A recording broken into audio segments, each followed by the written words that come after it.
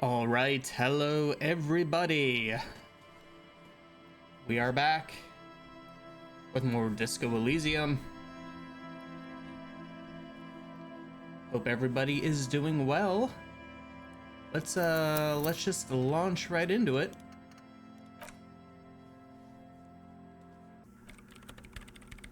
I think we're a bit too far along to explain everything, aside from the fact that we still have not solved the murder.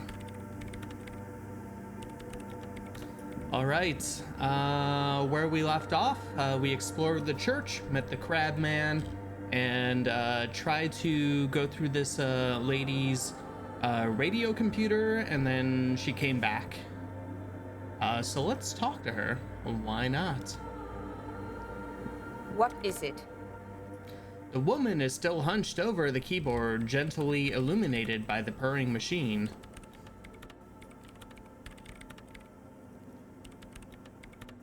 Let's just launch right into it. Hey, are you the lead programmer of Whirl Untethered by any chance?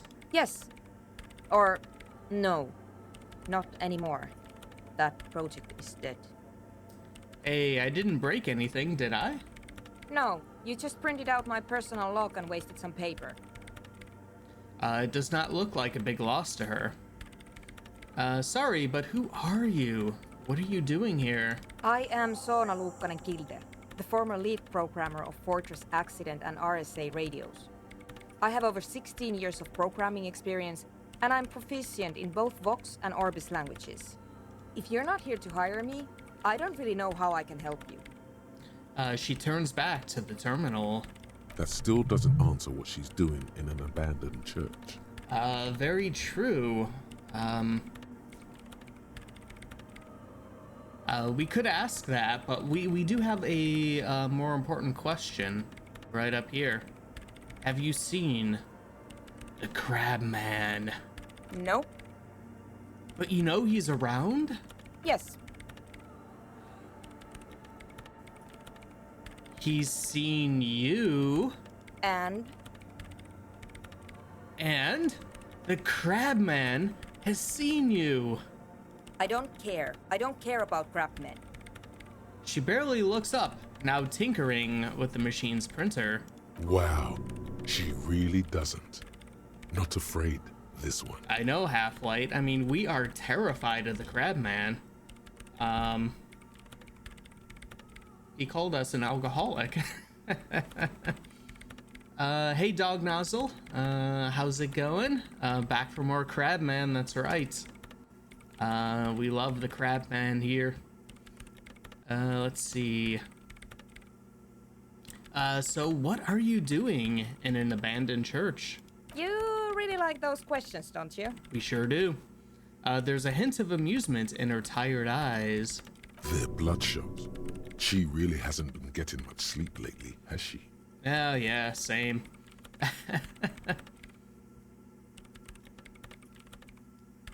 Hey, I'm a police officer. It's my job to ask questions. I'm conducting scientific research here. You can't throw me out. She says, ready to stand her ground. Well, what research? I'm looking for the location of a 2mm hole in the world. Yes. She's looking for a disruption in the radio waves. That's what her personal log said. The lieutenant raises his brows, but doesn't say anything. A hole in the world? What does that mean exactly? Exactly. What does it mean? Up to now, it has been impossible to say what it is because it's impossible to measure nothing. What do you think it is? What qualities does nothing have? How do you measure something that does not exist? She's suddenly absorbed in the conversation, waiting for your answer. That's a little above your pay grade at the moment. Logic failure. Oh, let's see. What can we respond with now that we failed logic?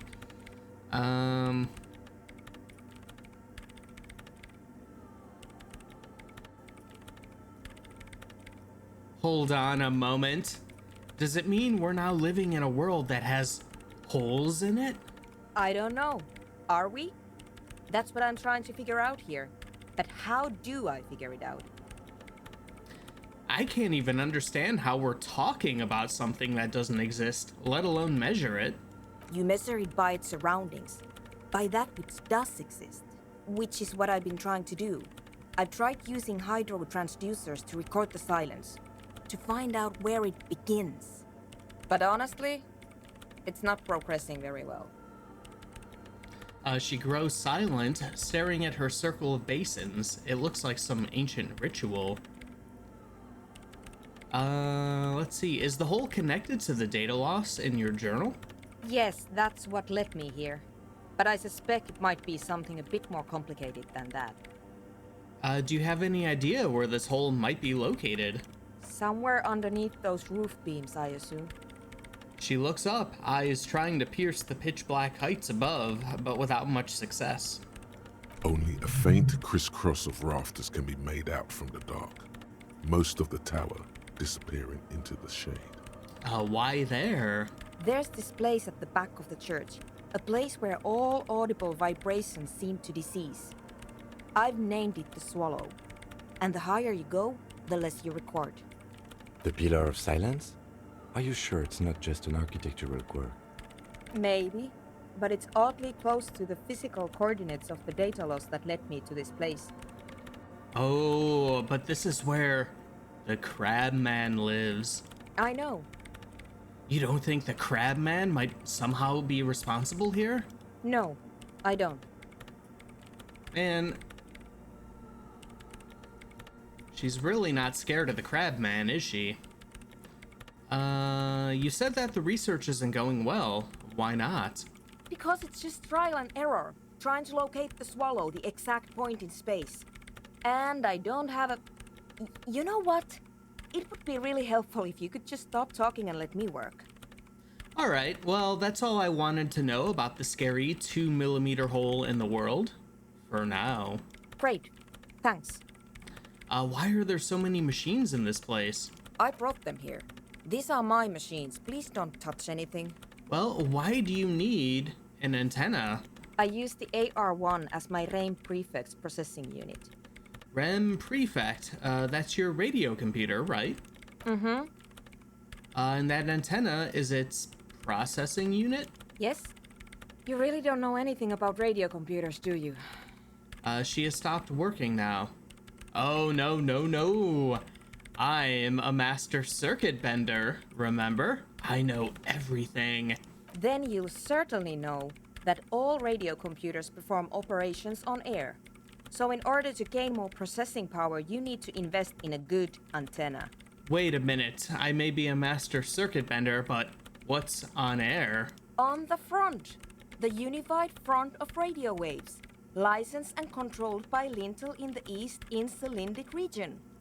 It's all around us. That's what on air means. And the AR1? Is it a good antenna? I guess it is. So far, I've been quite satisfied with it. Martinez is an unstable region with bad coverage, and the operation has been surprisingly stable. But it's not the cheapest one on the market, so I wouldn't recommend it for your regular red tape operations. Fraser 1000 is a foolproof line for civilians. Anyway, you should do some research before you decide to buy anything. Ask around, compare the prices. There are many milieus dedicated to that sort of thing. What are you doing with your radio computer? I'm working. The machine seems almost alien with its pulsing core, the light casting her face in a strange shadow. Yeah, but working on what? Could you just shh for a moment? Or get to the point. I really need to focus on something. Get to the point. That's not what we do here. What about those bowls of water over there? They are connected to my RAIN prefect. Whatever you do, just please don't move them, okay? Thanks. Right. I'll try not to touch anything. Next question. Great. Oh, say, how do you feel about anodic dance music? What? I hate it.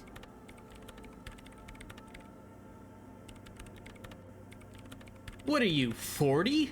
It's the future of dance music. Maybe I'd have to be on drugs to get it, but to a sober mind it just sounds like uninspired rug whipping. No idea what it has to do with either dancing or music. Right, but how do you feel about a club for erotic dance music? This is about those speed freaks in the tent, isn't it? I've got some news for you. It's not a nightclub they want to build here. What do they want to build then? Take a guess, why don't you? Let's see. What would they want to build? A petting zoo, a place for animals. I can't believe they got you so easily. Go have another talk with those up-and-coming entrepreneurs, will you? Thanks. Good luck. I'm not coming in there. Aw, come on, Kim. All right, well, we'll let you work in peace, for now. There wasn't anything to ask about the The whole... swallow, you mean? Oh, yeah, Great. we were good Thanks. there. All right, goodbye. Okay. Well, we'll be back here. Looks like it's 9:14 p.m. in game time. So I think what we're gonna do, we might see about, all right, yeah, all right, fast travel is like working. All right, very good. All right, before we get rid of Kim in the body for the rest of the day, and the day's pretty much over, let us see about doing some karaoke.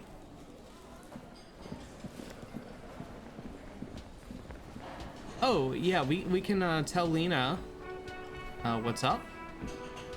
Oh, hello, dear. There you are again. Hey, I ran into your husband on the coast. Goodness, how is he? Did he say why he hasn't returned yet? The old woman clasps her hands together over her blanket. He's fine, ma'am. As we had suspected, he couldn't get back earlier because the water lock on the canal was broken. Now he's just finishing up some work. Oh, yes. That's my Morel. He's bound to catch a cold staying out there for so long. But I am so relieved to hear that he's okay. Thank you for putting an old woman's heart at ease. All right, if you're even a little. Oh, you're welcome. Say, you never told me you've seen the Phasmid. Oh, you don't want to hear about some old woman's ramblings. No, I really want to know, and so does Kim. Reflexively, the lieutenant read his familiar notebook. Well, it was summer. I was building a racing track out of sand on the beach near a tall stand of reeds. Quite a tall one. Many times my height, I remember. When, all of a sudden... What happened? I looked up, and one of the reeds moved. Oh. Not like a plant, but like a living thing. It stood up and looked at me. Its body unfolded like some antique toy. I'd never seen anything like it. The reeds turned into a creature. She had no fear, just surprise.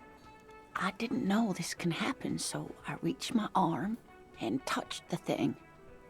It felt just like a stalk of reed, but it moved, swaying, towering above me. After a while, 20 seconds, a minute maybe, it left, went into the reeds. Did you follow it? I tried, but I was only a child. There was mud and high water. I couldn't see it anymore. I was just standing there knee-deep in mud, looking around me. Then what? I ran back home to my grandmother and asked her if reeds could walk, and told her they were looking at me. Of course, she just laughed at me, but I knew what I'd seen. For years, it was a story I told at parties when I wanted to impress boys. That sort of thing. Of course, most people just took it as a strange, amusing anecdote. So did I, honestly. But then I met Morel. We were on our first date when I told him my story. You should have seen his face. He said my descriptions matched the Phasmid down to a T. Its white marble limbs, the way it moved. So that's how they met. This is beyond significant for them.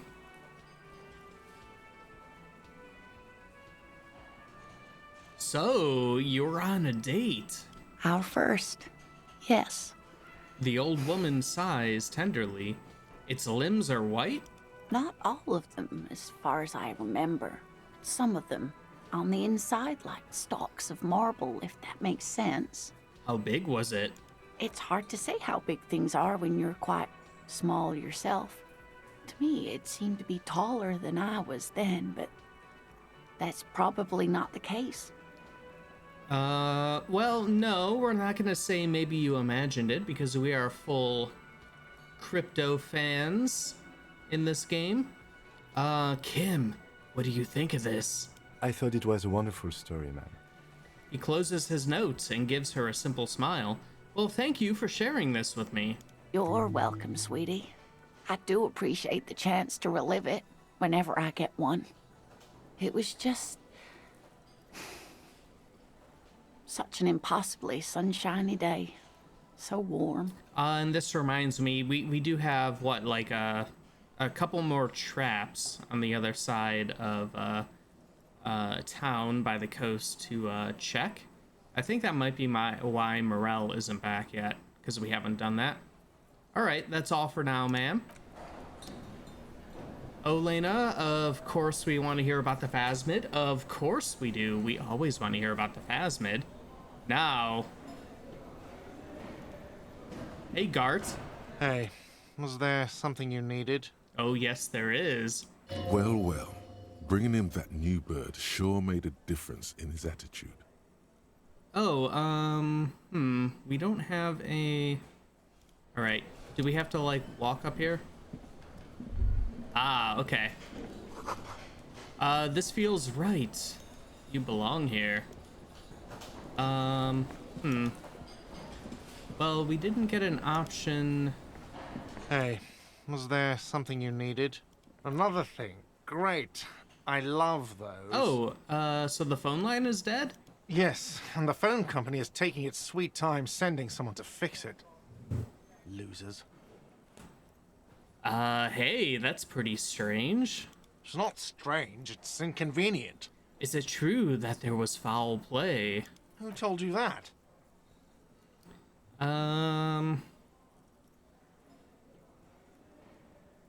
I would never disclose my sources. That would be dishonorable. Fine, yeah. It looked like someone had messed with the wiring. It was shortly after the hanging, but I don't know if it's at all related. Plenty of assholes around here who aren't murderers. He's exhausted from years of dealing with the assholes. That's why he's trying so hard not to be one too. If you do find out who cut the line, though, let me know, so I can forward them the repair bill. Oh, side investigation, perhaps?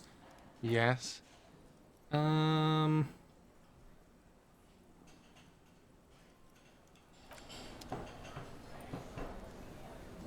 Alright, maybe we have to equip... Yeah, our radio.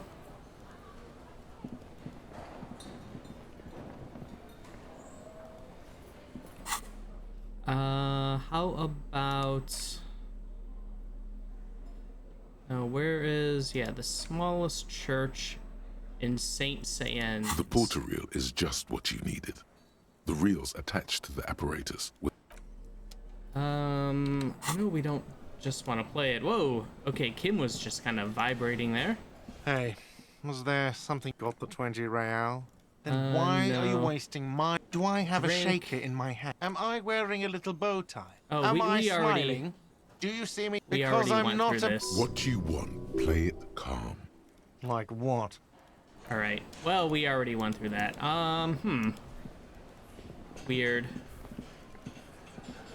Alright, can we check this? Behind the dockworkers, a ceiling height window. The hawthorn branches scrape the glass like bony fingers. Okay, we got a perception check that we failed multiple times. Heroic, look out the window. Let's try it again. We got a 72% chance this time. Nothing. as Man, it is. we keep failing By that. now, you're almost certain there may be a sparrow's nest on one of the branches. All right. Well, we can't seem to make that perception check, and let's head back to the other side here and try to complete our phasmid thing.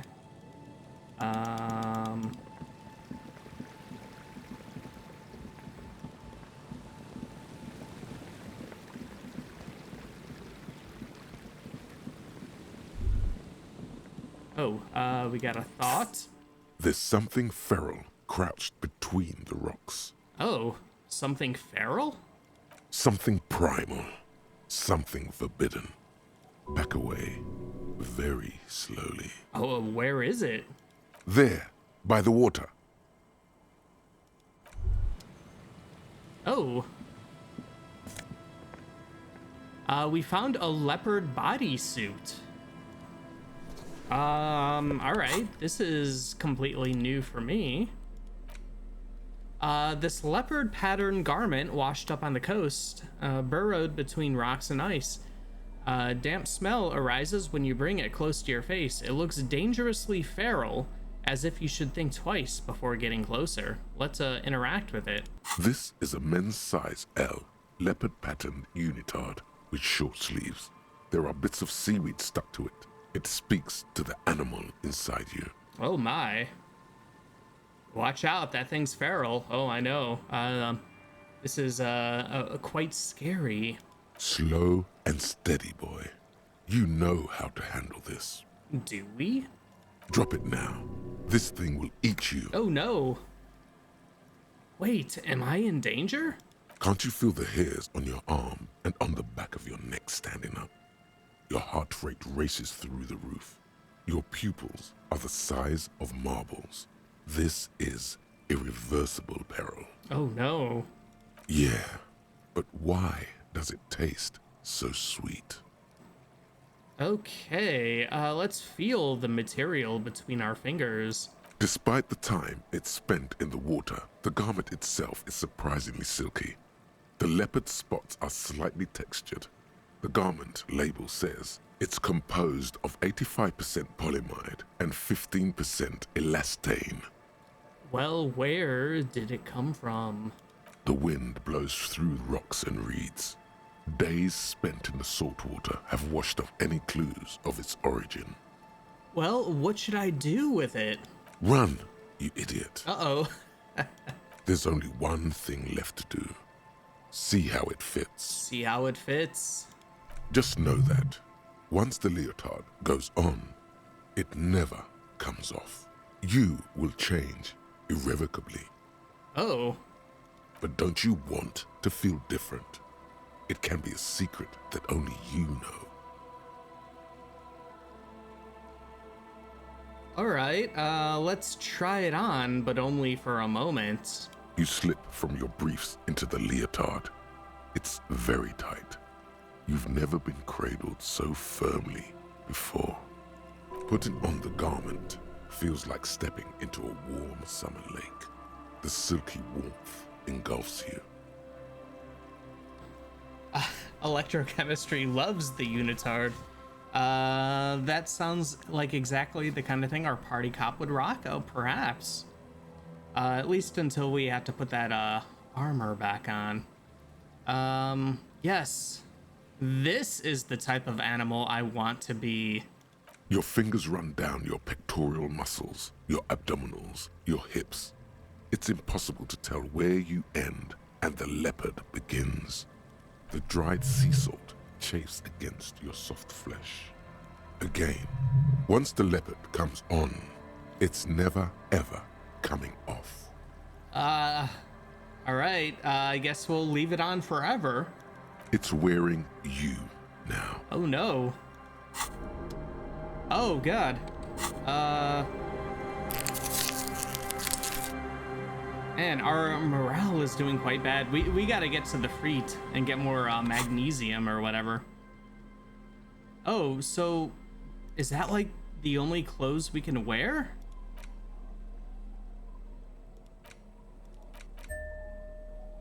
Oh, okay. Well, we can put on other things at least. Oh, okay. It just stays on underneath everything. Okay. All right. Yeah, that thing nearly killed us. I know. All right. Well, it's under us. It's our little secret, I guess. Let's get our other stuff put back on here.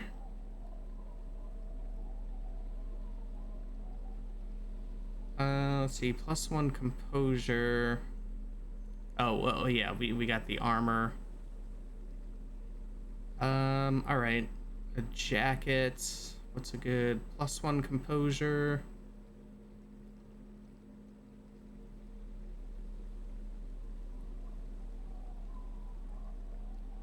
+1 logic, esprit.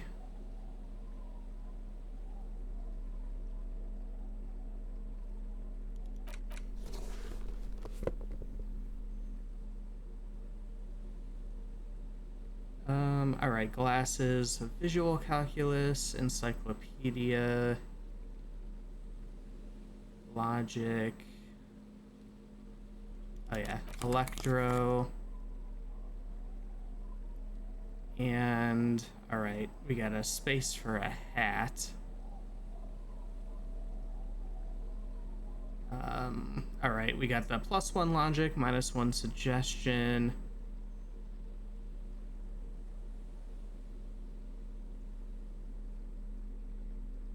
All right, looks like that's like the only hat we have. All right. Looking good.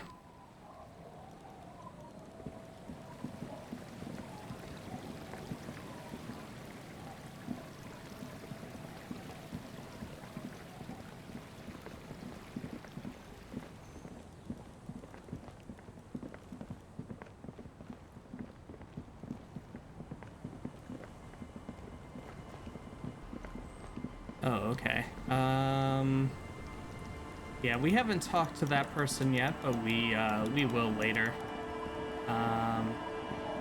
Yeah, let's go this way.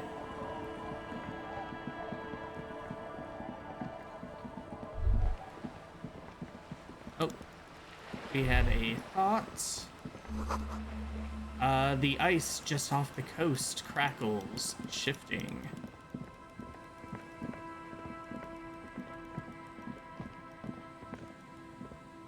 Oh, okay, there's the other trap. A familiar apparatus lies among the reeds. Another one of Morel's traps, weighed down by stones to keep it in place. Let's look around. The reeds bend forlornly toward the sand.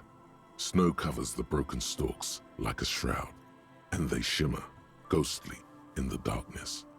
In the east, the city center hums to you. The constant, distant song, louder on this part of the coast, nearer somehow. And there's that cold again. Always the cold. Always the cold. Let's reach for the trap. This trap is also full of panicked locusts. No sign of any cryptozoological beast inside. Another empty trap. The lieutenant takes a note, more out of habit than duty. Let's see. Let's keep going. The next one is the lucky one. Yep. The next one has a crab trapped in it. These are just crab traps, you do realize? Ah, crab traps for crab men, though. Perhaps the crab man is the real cryptid here.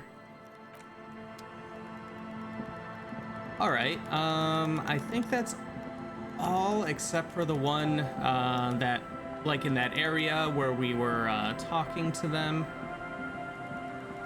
So let's go check that one out.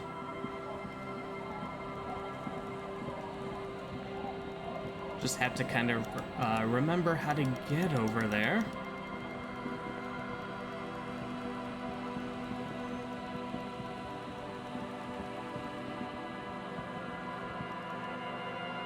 Hmm.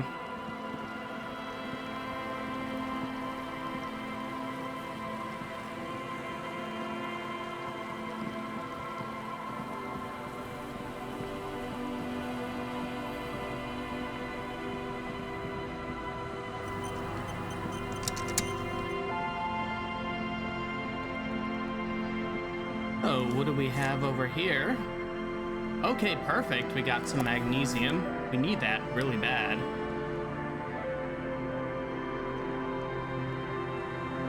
And oversized superstar sunglasses. A +1 savoir-faire, -1 visual calculus. I think we are a superstar, so we are just gonna blast those right on. Perfect. No boat in the boathouse today. All right, here's the cryptid trap. This trap's not too hard to spot once you know what to look for. Keeping it hidden has not been a priority for the cryptozoologist. All right, let's look around. Behind you, the ruins of a residential building loom over the reeds. They whisper amongst themselves. Confidentially, snowflakes cling to their shivering stems. When this district was booming, the reeds were kept at bay. Nothing obscured the freshly painted facades. Nowhere for drunks and adventurous teenagers to hide. Now only the wind blows. All right, let's reach for it. Nothing but locusts in this trap as well. Definitely no cryptozoological monstrosity. Empty as all of them. One more of these and we're done. His face is red from the cold sea air. He crouches to catch his breath. Bummer it wasn't in there. I'm just glad we haven't found some poor cat trapped in one of these. Okay, where was the other? I thought we, kind of got them all. Check the trap Morel just set up. Oh, okay. That's by Feld, so,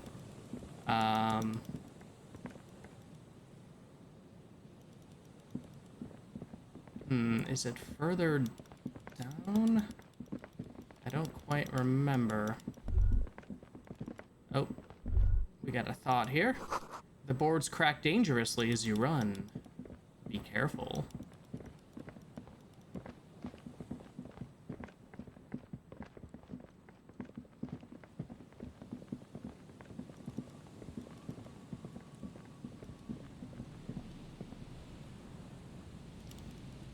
Holy moly, we got a unitard and superstar sunglasses in the same session.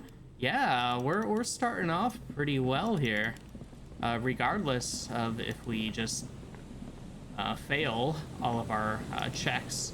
Oh, okay, here we go. This is the last of the traps. The one Morel just set. Checking it over, he said, is just a technicality. All right, let's look around. The reeds by the abandoned campsite sway and tremble while the snow falls all around. It's good the cryptozoologists left. This isn't a very cozy place to stay night after night.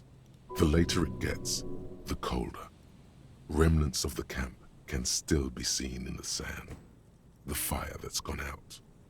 You feel strange, somehow.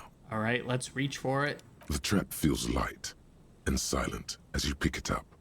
Something is different here. Uh-oh. Let's look closer. No locust. Oh, no. No phasmid either, but still. All right, immediately yell, "It's empty! Morel didn't leave it empty!" Your voice echoes on the coast, carried by a gust of cold wind. Let's look closer still. Well, the bait worked on something. This doesn't mean it was a reed monster, though. Unless you see one in there, I just see an empty trap. The netting is a little untidy, messier than the others. Like someone or something picked the trap up and shook it before dropping it back down on the ground.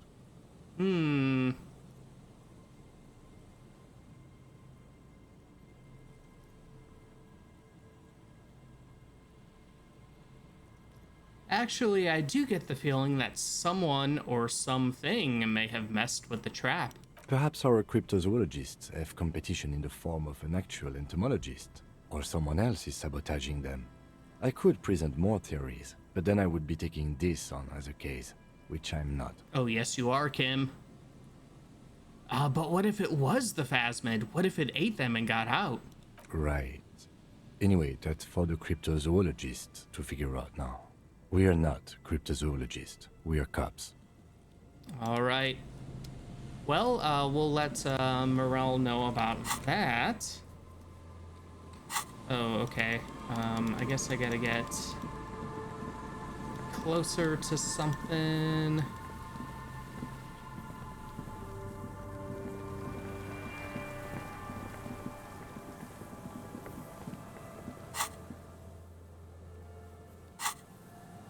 All right. Where are we?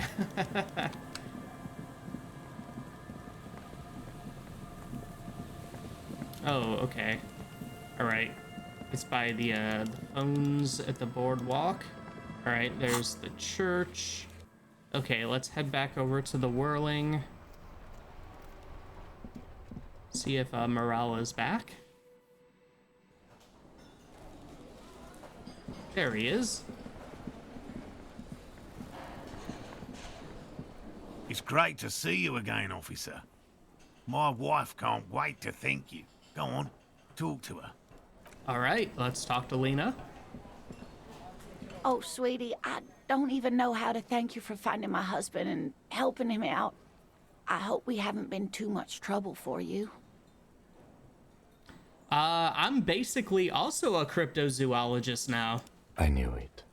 You hear Kim say quietly to himself. Well, in that case, sweetie, let me give you a small token of my gratitude. It's a tie, Mesk in origin. The pin is an antique, quite special to the cryptozoological community. The little silvery knob holding the tie together feels warm in your hand. It's in the shape of an avian skull with 8 eyes. Ooh. All right, that's all for now. Ha ha! Nothing like the gratitude of a good woman. Now then, what can I do for you? He gives you a gruff pat on the shoulder. So I checked all the traps. Good. Okay. And? And one of them was empty. Completely empty? The cryptozoologist's eyes grow wide. Surprise, tempered with fear and trepidation. He doesn't know what to think yet. Maybe you're joking? Yes, there was nothing in the trap. No locusts, no phasmid. No locusts? No phasmid either? That's not ideal, but... He rubs his chin. The empty trap was the one at your campsite. Maybe this factors into it somehow?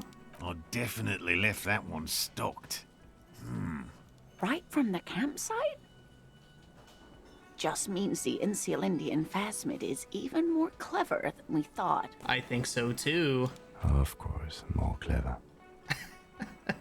You're dealing with a subject near and dear to their hearts. It might behove you to tread lightly. Yes, the Phantasmadeia picked off the locusts and escaped. This is good news, though we'll have to reconsider the design of the traps, make them more secure. Another trip to the reeds. Oh, Gary, shut up. We need no more comments from you.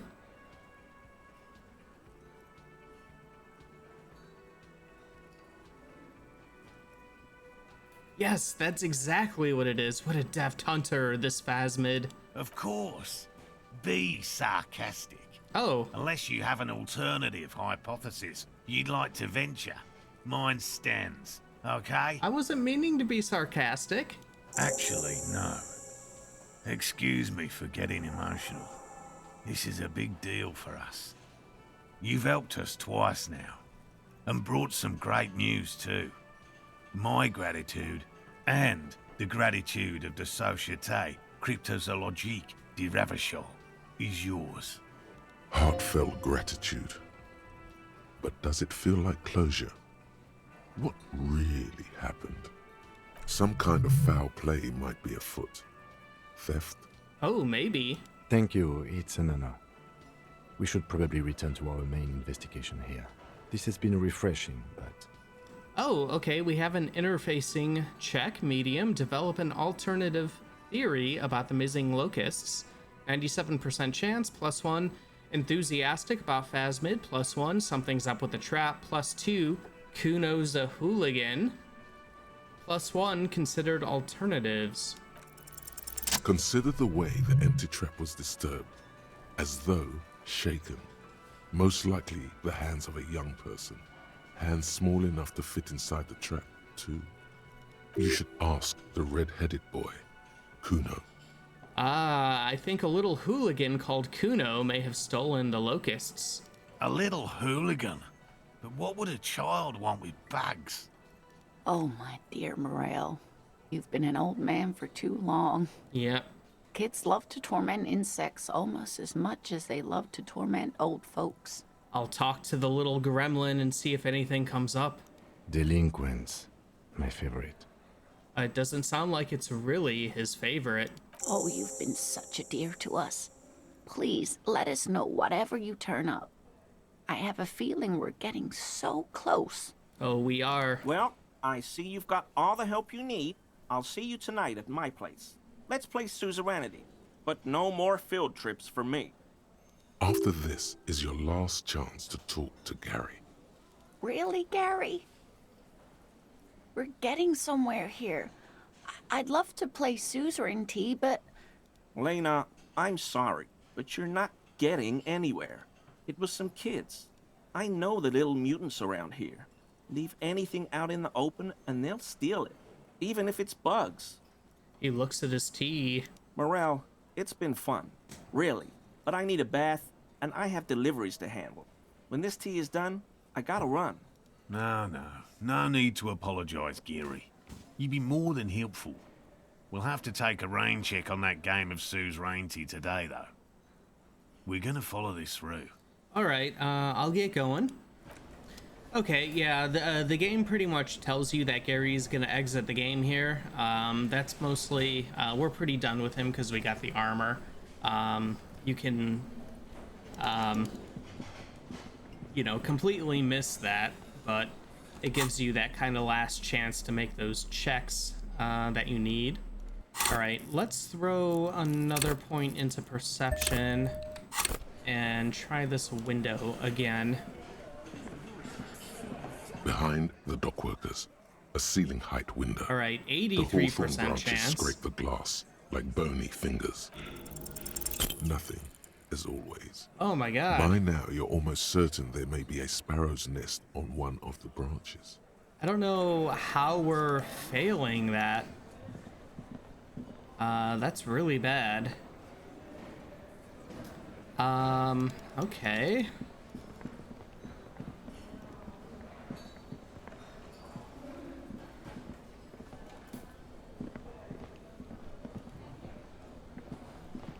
Hey, was there something you needed? All right, we still don't have the karaoke thing. Maybe do we have to listen to the song first, maybe, before we can do karaoke? The porter reel is just what you needed. The reel's attached to the apparatus with a satisfying click. The tape is routed behind the magnetic reader.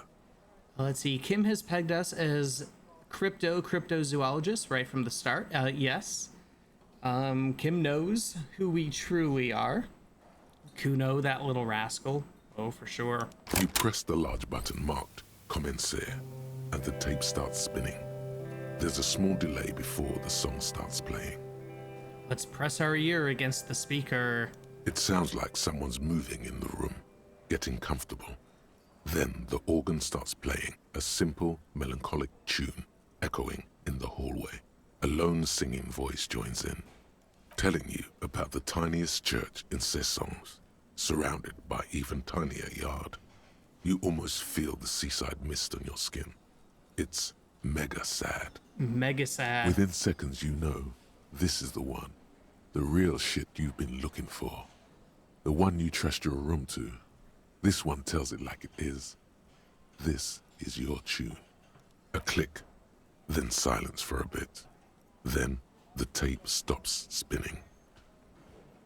Could I sing this for karaoke? I think I could sing this. Of course you could sing this. You could take sad to a whole new level with this. That's right. And you already know the lyrics since you've listened to it like a million times. Yup, they're all here.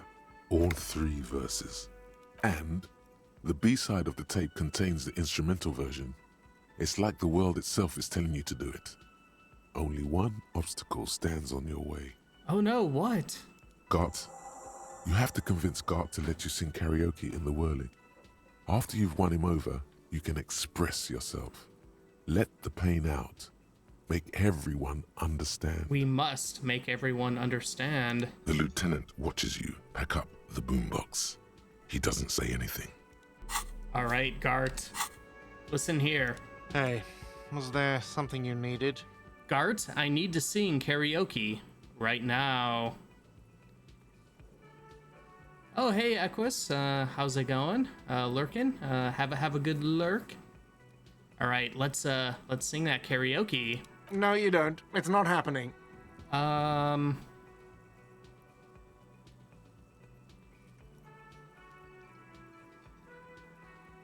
Yeah, but Johnny Law is about to tear it up sad style. The whirling doesn't need more sad style. That's one of the styles it can do without right now.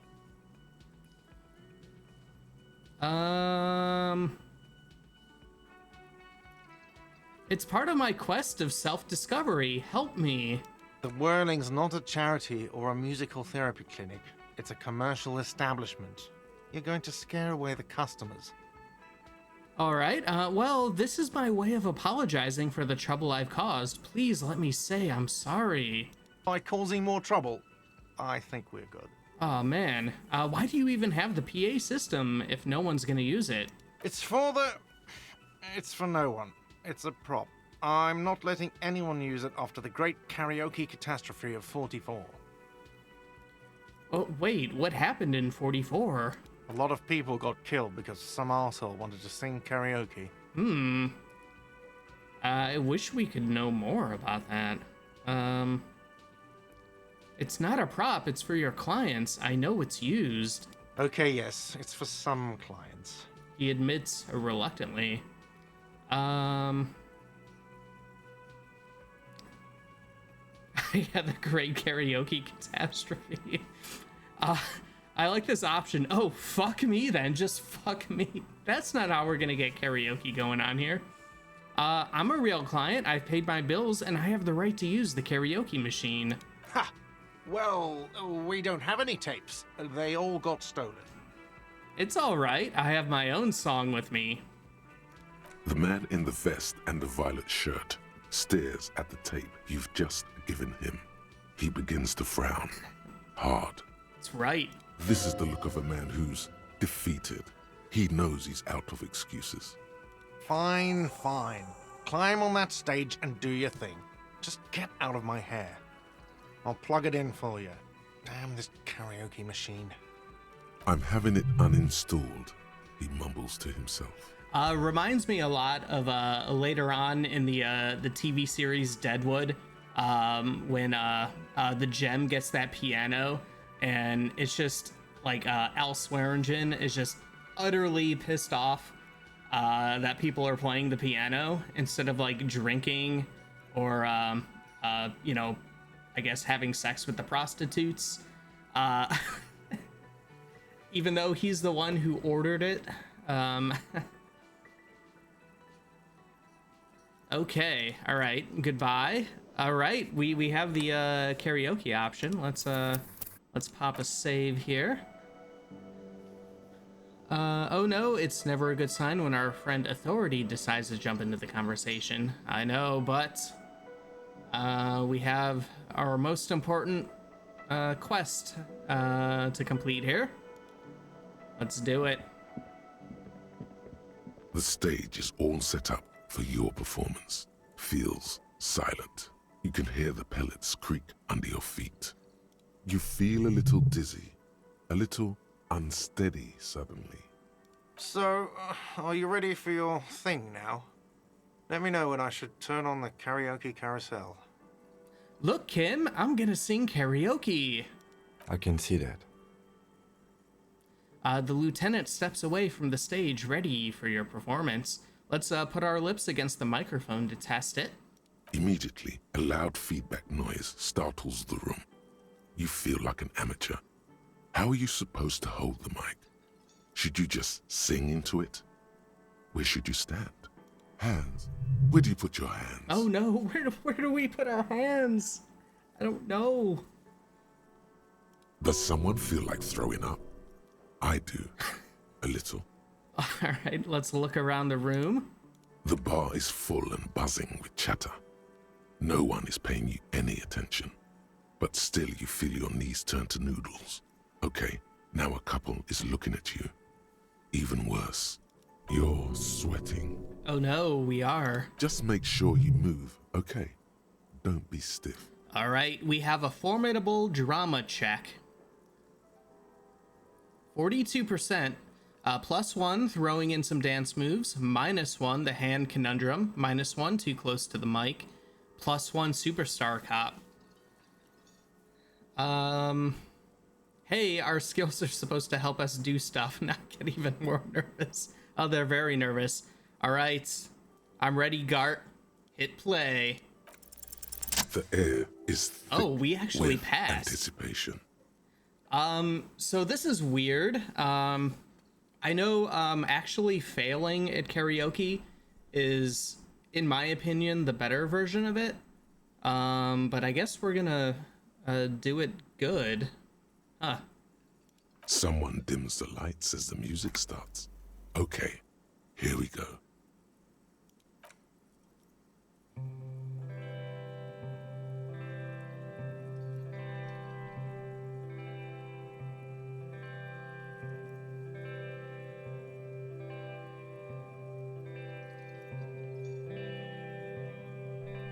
I would often go there, to the tiny church there, the smallest church in San, though it once was larger. They're into it. How the realm may rest there. Down through the mist there, toward the seven It's sisters. very Disco Elysium to be disappointed about a successful dice roll. Toward I know, those I know. pale cliffs there. I think the Hardys are into it too. I would often stay there, in that tiny yard. So the there. deal with failing it, like your voice is like kind of like I have whiny, been really so off tune. glad It's a here. really bad performance, but the twist on it is that Looking it forward has to the past that heart here. and emotion, and Kim actually respects it and respects you for giving that But performance. now, you are all alone. None of this matters. No, none of this matters at all.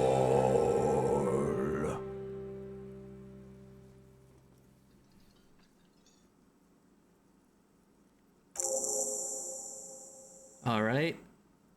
A lazy applause fills the room. You feel your hands shake as awareness of your body returns to you. Yes, thank you, ancient reptilian brain. All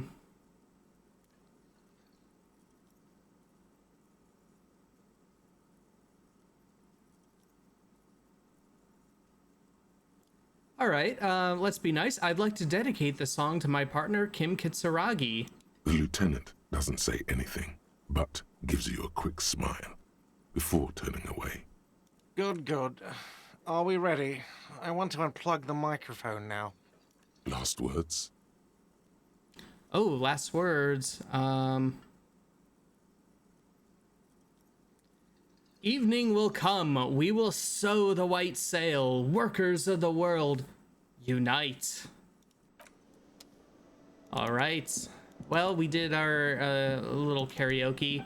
I'm a little sad that we actually, yes, passed that check because I do like the failure a bit more. But hey, what are you gonna do? Behind the dock workers. All right, yeah, that's still locked up. All right, let's deal with the Kuno situation here. But first, I don't remember if we get any better checks by checking out his little hideout over here.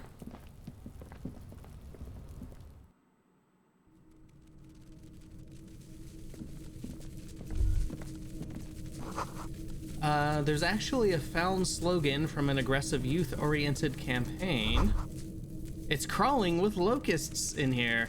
All around you, the hisses and chirps of locusts fill the musky air. The earthen floor of the shack has been shaped into mounds of mud, dotted with little holes for windows. Well, detective, it appears you've solved the case. The lieutenant looks around, writes something in his notebook, and turns to you. Of the locusts. For the missing locust case, which is a sub-case of the imaginary insect case. So at least that's going well. Yes, precisely what I was thinking. Yes. I feel we are nearing a real breakthrough. You think the Insulindian phasmid is nearby? If anything, the presence of the locust points to the opposite. The phasmid did not take the bait from the traps. It was Kuno. The phasmid doesn't exist. But what do I know? Yes, what do you know, Kim? We should talk to Kuno about this, get him to stop. I'll let you handle the Kuno side of things. You are doing just fine. All right. Let's have a little chat with Kuno. There he is. Kuno's like Kuno's dad. Kuno doesn't give a fuck about anything. I know you took the locust from the traps the cryptozoologist set up. Yeah. Kuno took the bugs. So what?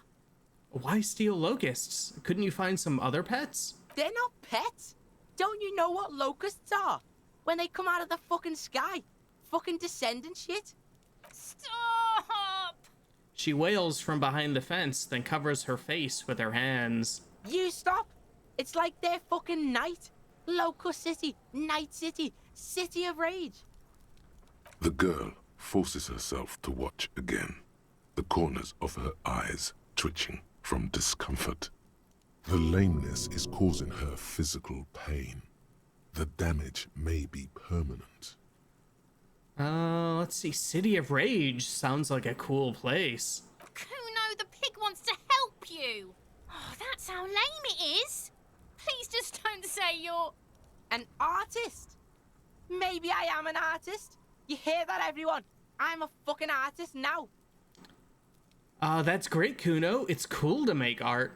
Oh my god, Kuno! He's gonna make you totally lame in, like, 3 seconds. Don't let him, Kuno. Let's see. Kuno's line about him being like his dad hits a little different now that we've seen the dad. Oh, for sure. Yeah, it's a really sad situation with Kuno and his dad, and even Kuno S. Yo, fuck you, see? Kuno can be what Kuno wants to be. Kuno's his own man. Kuno's free. He tears at the buttons on his shirt, trying to rip them open. They don't give away. Kuno made himself into Kuno. Kuno can make himself into anything. Kuno can make himself into a pig if he wants. Kuno can make himself into a... Kuno doesn't give a shit. Don't make yourself into a pig, Kuno. You'll have to take me away. A leaden silence fills the yard. In it, you hear snow melting, dripping from the eaves. Someone closing a window. So that's what this is about.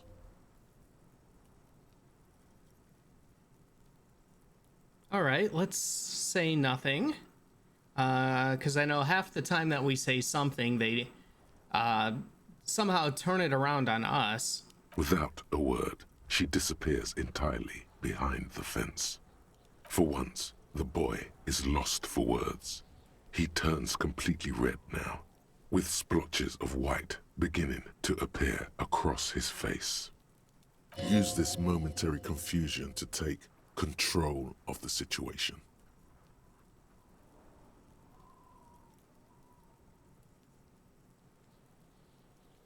I need you to stop taking locusts from the traps. The cryptozoologists are trying to find something very important. Those locusts are bait. I don't give a shit. I don't need the locusts anyway. Shit is all lame now. C was right. Oh, yeah.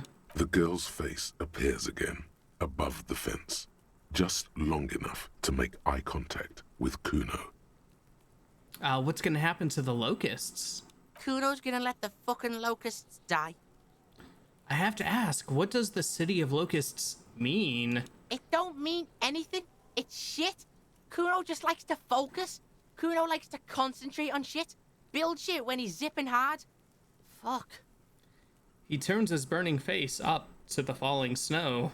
Pig, you really shouldn't have fucked with Kuno City. Now it's all fucking lame. Okay, now that that's settled, I'd better be off. The fuck are they trying to catch anyway? With the traps?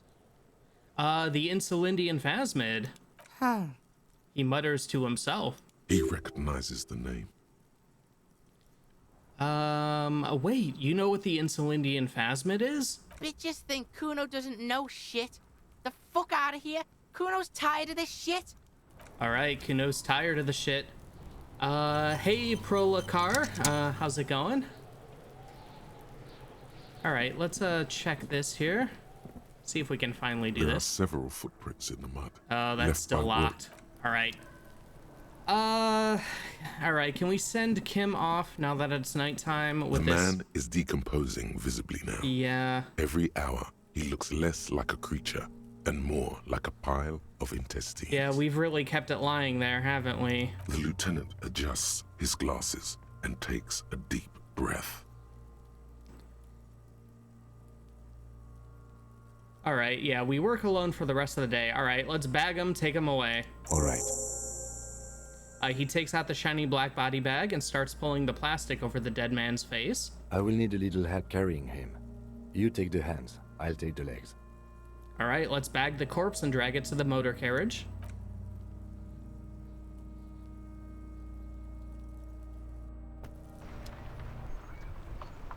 Okay, and well, it's 10:26 p.m. on this day, so hopefully Kim will be back in the morning.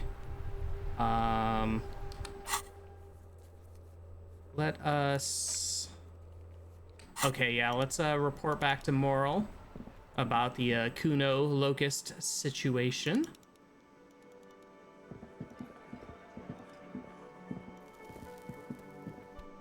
Hello, officer. I think I almost have it. A new trap design, that is. I know you're skeptical, but I have a good feeling about this. I had a chat with this kid Kuno. He promised to stop stealing the locusts. So it was just a child. He purses his lips, crestfallen. Thank you for telling us, sweetie. This is good news, right? It means we can try again. She acts chipper, but something's changed in her tone. A hidden worry. Yeah, you're right. We just need to restock the empty trap. Then we'll need to inspect the traps one more time. And then maybe we can. The aging cryptozoologist breaks into a hideous coughing fit. Darling, I told you to take it easy. You're getting sick. Maybe it's time to go home. You're right, you're right. We can come back next season, when it's warmer. Let's see.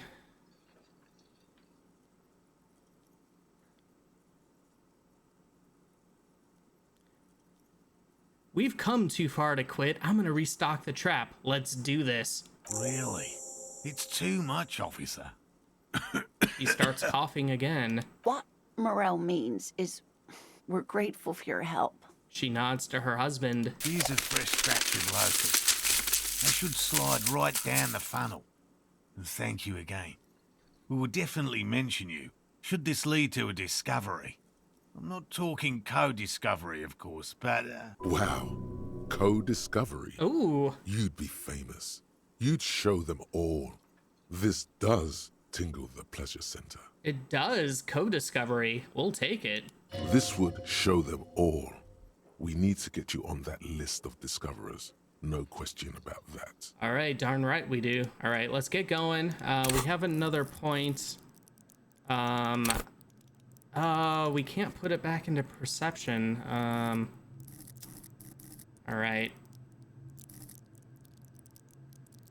Well, let's raise Electro up one since that's technically our main skill. Do we have any perception clothing? Oh yeah, we do have that. I really want to get that thing from the window.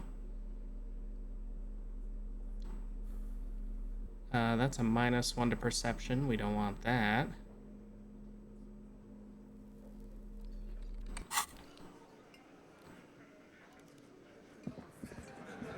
Behind the dockwork. Yeah, still locked for us. All right. Let's leave the whirling here and oh yeah, let's go back to the fisherman shacks. We'll restock the one trap.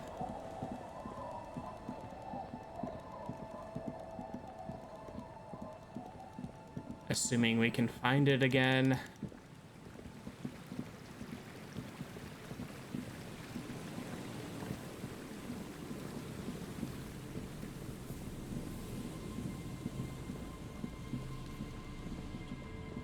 Okay. All right, yeah, I think this is it. The trap stands empty near the reeds, powdered with snow. No insect sounds or movement around. Only the reeds' apprehensive hissing. All right, let's release the locusts into the empty trap. The locusts, dazed from being transported, slowly begin to acclimate to their new surroundings. They're not really going to get the chance to get comfortable here. Okay, all right, that is done. And let us talk to our Anodic dance music friends. Since, well, you know, Kim won't go inside of the tent anyways. So we can do that without him.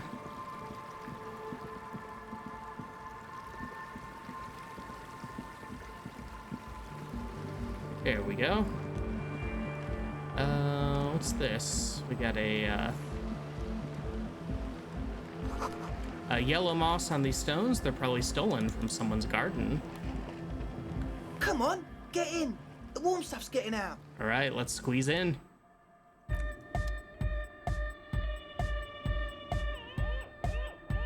Hi again. So, how are things going? He looks excited. The tips of his hair are sharp and white. The bleach has consumed almost all of the toothbrush on the mirror in front of him. About the church, I checked it out. And? What happened? I talked to the crab man. Oh, man. Who is he? What did you think?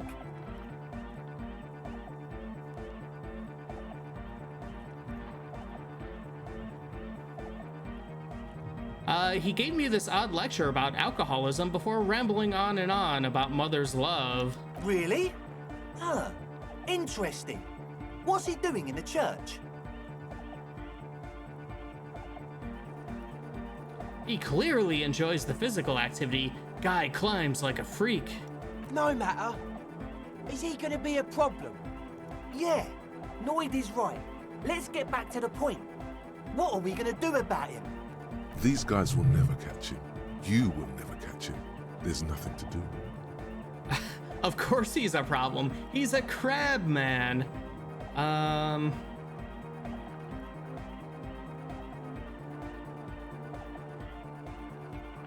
Actually, he told me he wouldn't mind the nightclub at all.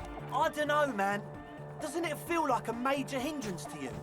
A spooky guy climbing around when all the guests are trying to have nice, friendly hyper time? You're just gonna have to live with the crab man. I guess it's not a massive problem, now that I think of it. Everyone is welcome to dance till the morning light! Yeah! Maybe. I guess we'll figure something out. Okay, but what about the other spooker? The one in Grandma's clothes? Did you see her? Yeah, I was using the mainframe when Suna, the former lead programmer of Fortress Accident, appeared. A programmer? That's odd. What was she like? Did you ask her about the nightclub?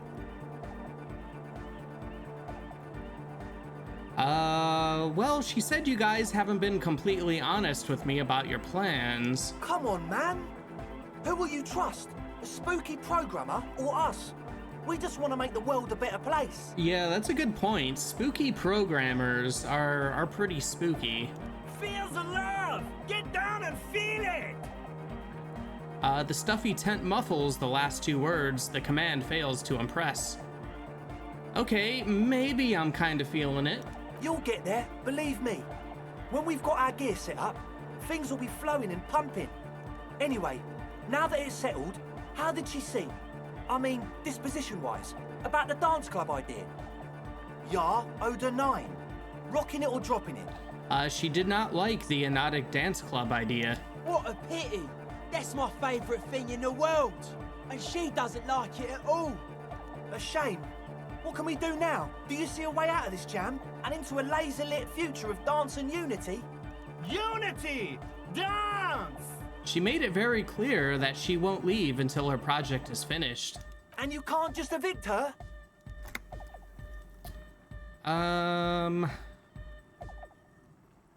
No, I won't evict her. We have to come up with a different solution. Look at you, honor man. Oh, we're getting called out here. No, Noid. He's right.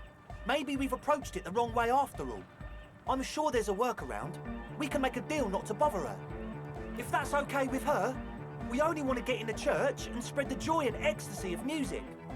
The lines in the dark exist, coexist. At least Crabman seems like an advanced being. He's hard. He'll understand. That's right. Crabmen always understand. Yeah, he can do his climbing thing in the tower. And the programmer, does she like Anodic dance music?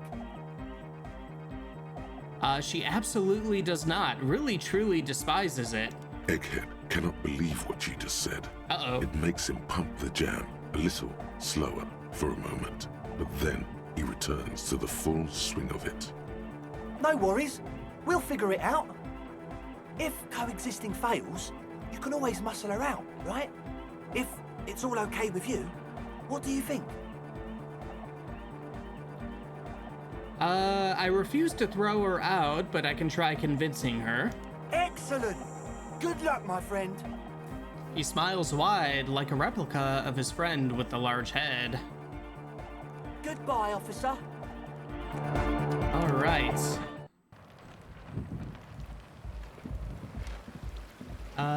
Let's see if we can have a quick chat with Suna. Get things set up for tomorrow in game when Kim comes back. That music is kind of maddening. Yeah, I know, right? All right, there's Suna. Yes, what is it?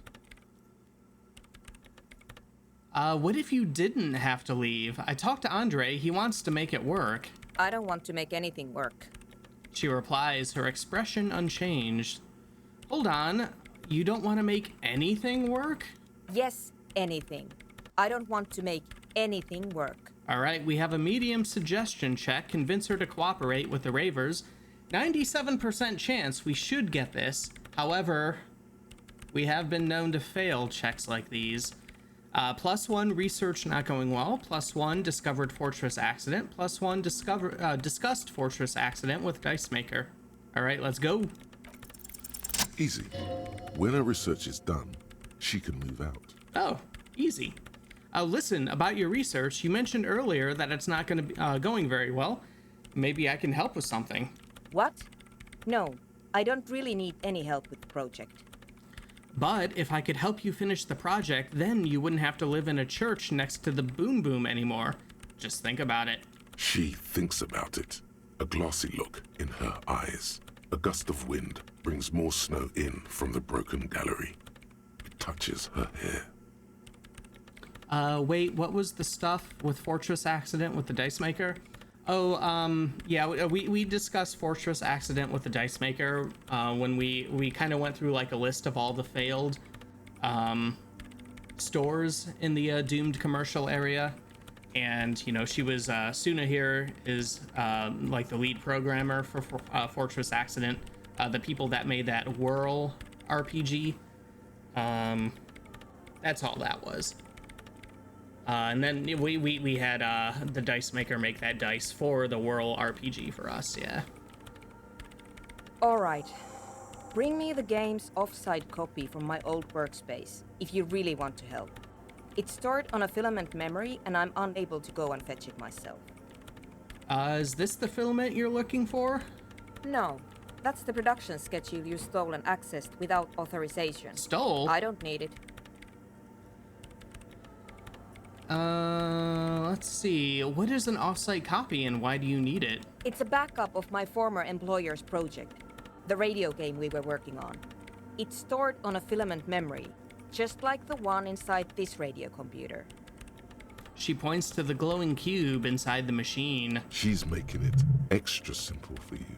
Okay. The backup itself is destroyed now, but I'm hoping to use what's left of it to pinpoint the exact location of the anomaly. You just have to go to my old workspace and get the filament. By your old workspace, do you mean the studio Fortress Accident in the doomed commercial area? Yeah, that's the one. You can get in through the bookshop. You just have to do some explaining to the bookstore lady. And where exactly is the offsite copy? There's this giant ice bear fridge in the building's cellar. It's there. Don't worry, you can't miss the bear. It's hideous. But you've been to the fridge and it wasn't there. There was a note saying... I found a note from the Ice Bear fridge. It said the offsite copy has been moved to a safer place. Wait, a note from whom? Did it specify where they took the filament memory? It said the offsite copy had been taken to a nearby ice cream maker. The note was signed by someone named Sulislaw. Jawiza. Of course! Our project lead, Sulislaw Jawiza. God, he was always so hell-bent on keeping the copy somewhere safe. And feature creep, and the Valley of the Heads. Like it would have made a difference. The offsite copy was perfectly safe when the data loss happened. That data loss was anomalous. She crosses her arms defiantly. And the heads... I won't even get into the heads. Millions of them. Go find that copy from that ice cream maker, will you? Thanks. I found the ice cream maker, but couldn't get it open. It's completely frozen. This is getting ridiculous. Can't you just defrost it? Or, I don't know. I don't know about the ice cream maker. Just figure something out. All right, I'll go look for the offsite copy. Thanks. She thinks for a moment, then reaches behind the radio computer and hands you what looks like an oversized pry bar. And here's my Qualsund multi-tool. You might need it to hack loose some ice. It opens everything. If you get me the offsite copy, then you can keep the Qualsund. This glorious multi-tool makes a regular pry bar completely obsolete. All right, we got a new pry bar. All right, let us just go grab the offsite copy. And, oh wait, we want map. Let's head back over to downtown Martinez. And head back in here. All right, yeah, this leads us back to the basement. That's good. This orange machine is buzzing like an old submarine. You slip your fingers under the frozen lid, but the ice is too cold for you to get a good grip. A pry bar would come in handy here, or something stronger, like the Kvalsund KR2 multi-tool. You need to have the Kvalsund KR2. Okay, alright. Let's see. Let's get that, Cavalsund in hand. And, actually... 2 cables are plugged into the breaker box. The red one leads to the ice bear fridge. Okay, yeah, the and black one. one Let's to the ice unplug the Something black close cable. to you dies with a soft electric purr.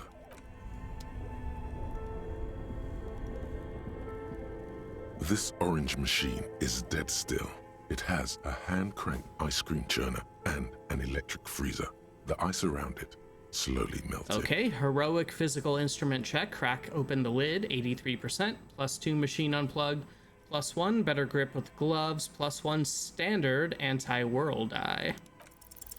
Ice squeaks beneath your Cavalsund multi-tool, but your fingers slip away from the tool. The lid shutters tightly as before. Are you kidding me? Well...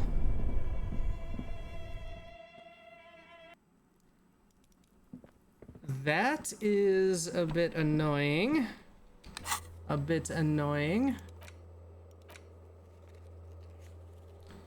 Alright, okay, yeah, we can report back to Lena about restocking the traps.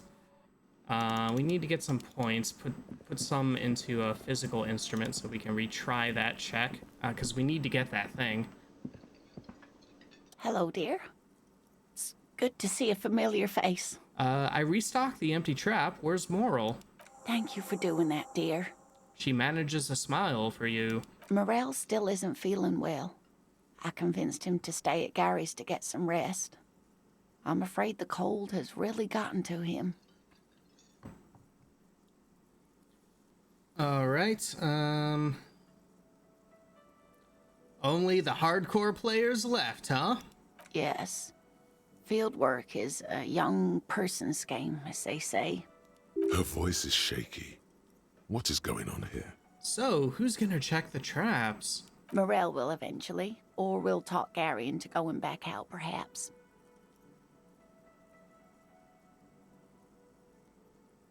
Alright, once more unto the breach, then, and take it on with undue optimism. That really is too much, sweetie. Thank you for your dedication, but I can see you're coming down with a cough yourself. Fuck that cough. It's not happening. The insides of your lungs are lined with tobacco, a powerful antibacterial agent. You are unstoppable. We are. We do have that protective tobacco layer, thank God. Lena, what's wrong? You seem different. Different? How? The half moons of her glasses reflect you as she looks up at you. You're not telling me the whole story. I'm not. It's not bad. She doesn't know how to end the sentence. Well, what is it?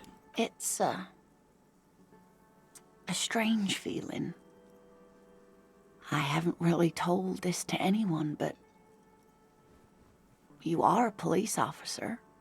And when a police officer asks, you must answer. Do you ever wonder if some lovely story from your childhood is just that? A story? Or a dream? Seeing the Insulindian phasmid was just a story I used to tell people. I didn't really think about whether it was real or not. But Morel told me you'd seen it. You also told me. Morel's so proud of it. He always tells everyone. So you haven't seen it? I should arrest you for lying.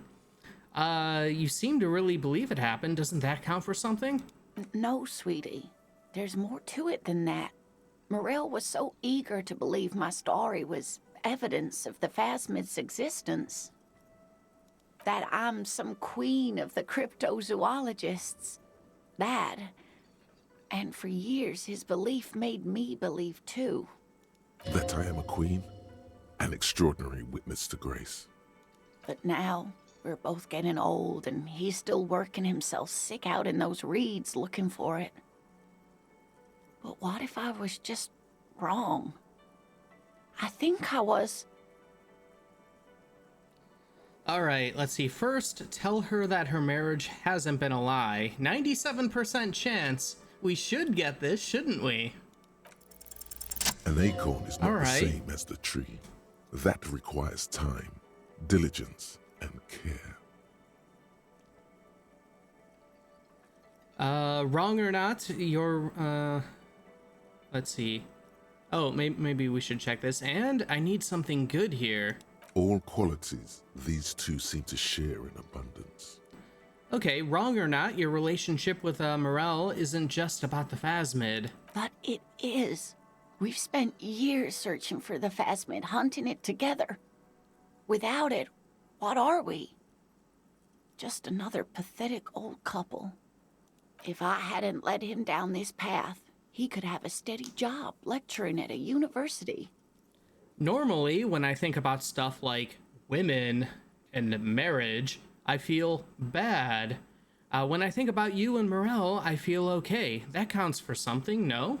Oh, of course it counts for something. But we've had our hard times too. She looks down at her legs. I was a paraplegic before we met. He didn't know before I arrived. On our first date. If I weren't the queen of the cryptozoologists, if I didn't tell him that story... She has to swallow to relax her throat. It's keeping her from talking.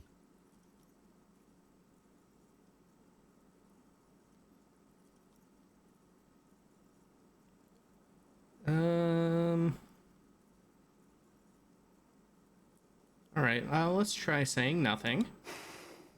I've wasted enough of your time with this. I thought she was going to continue. I really must go before I start crying and waste more of it. Well, I think we messed that up. What you have to know is the Insulindian Phasmid probably does not exist.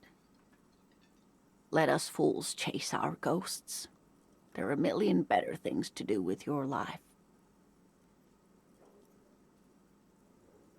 To hell with this. I still believe you saw the Phasmid. A true believer. Sometimes I still see it too. The real memory of it. How it was there. Not the memory of the memory, but it's so hard to tell the two apart. Either way, I should go.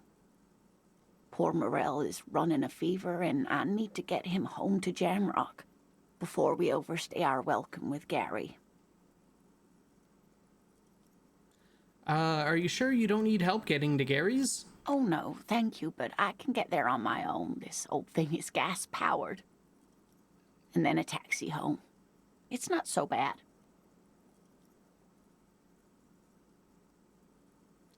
All right. It's been a pleasure, ma'am. Likewise, sweetie. Thank you for everything. Truly. Even though it turned out to be a... The sentence remains unfinished. A lie? A fool's hope. Say her lips moving in silence. Like that, she drives off. The gas engine sputters quietly as she gets to the doors, then pushes them open. Outside, it's snowing. Okay, all right. They are gone. Let's head back up here. I just remember during that, we might have a couple conversation points with Klasia, with Kim gone. So let's head. Oh, she's gone. Oh no. All right, I guess we won't. This window is We won't do that.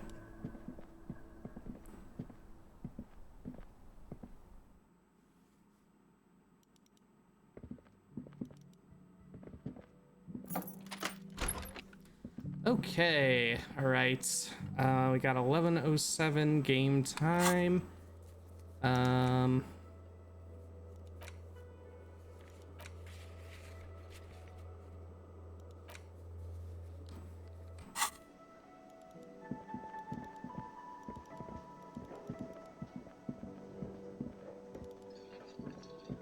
Okay, yeah, they're all gone.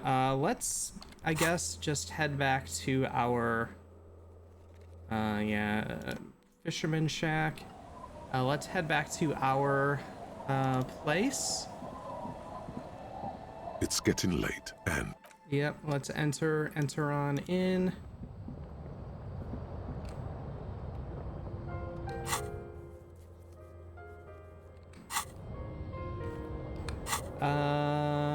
Let's see. Yeah, we can't get that thing yet. Titus, Classia, armor pieces.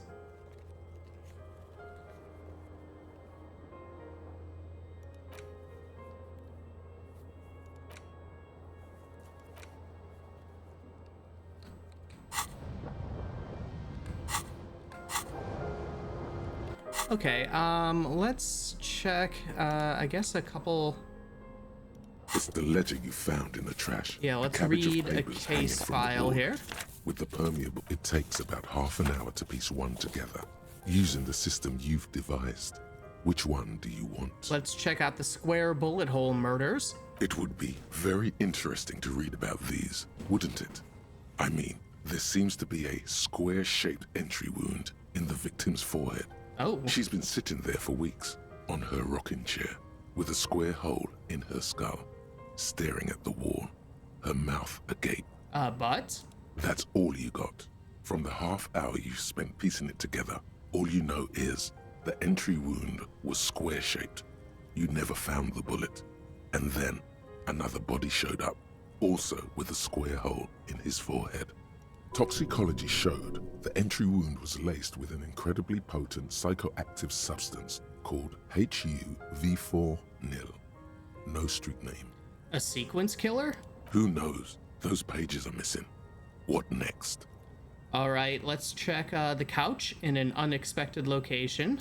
Some assholes brought their couch outside and hung out on it. In the middle of the street, on the roof, on the hillside by the motorway. You know, at an unexpected location. They were young, and they thought they looked cool on it. They looked really cool, like a rock band. Yes, as you've said here, insufferable rock and roll assholes. Young people are the worst. So anyway, you got a complaint about the damn sofa, or couch, or whatever it was. They were leaving it out in all these unexpected and whimsical locations. They took it to where they also took photos of themselves on it, and smoked cigarettes, and drank coffee because they felt it's intellectual. Cigarette butts, coffee cups, stupid couch. You had to clean it all up, and you did. So congratulations to you. Case solved. Okay, case solved. Did I ever catch those guys? No, you didn't have time for that. These notes show that you have what is called a real goddamn job. Oh. You don't have time to be chasing down the couch assholes. You have a real job to do. What next? These case files are amazing little fragments of short stories. Yeah, they're very fun. All right. Let's finally check out the murder at the hookah parlor. Murder. Tum tum tum. At the hookah parlor was a case originally assigned to an officer called Joseph Mills, who is now dead, of circumstances completely unconnected to murder at the hookah parlor. Wait, how? Beaten to death by a throng of Villalobos gang members when him and his partner J.M., only initials mentioned, answered a call one night. It's a sad story, and it isn't really represented in your case files. Stop stalling and get to the murder at the hookah parlor. Okay, right on with the murder. Joseph Mills was on this case that he just couldn't solve. Was doing it solo. Said it was a real nutcracker, a real brain twister. Was on it for, like, a month. The captain got impatient.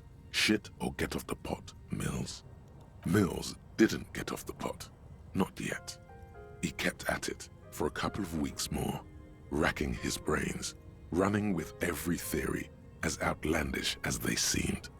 Still couldn't solve the murder at the hookah parlor. Tough case, he said. Toughest he's ever had. Wait, was Joseph Mills a good cop? No, he was awful. Oh. Awful sense of humor, too. The worst jokes you've ever heard. Really rapey. Yikes. Still, he'd been on it for months now. Said it was the final case. Said it was uncrackable. That murderer vanished into thin air. That goddamn hookah parlor was all he talked about. All right, go on. Okay, so the case is handed to you because Mills isn't getting anywhere, and you look into it.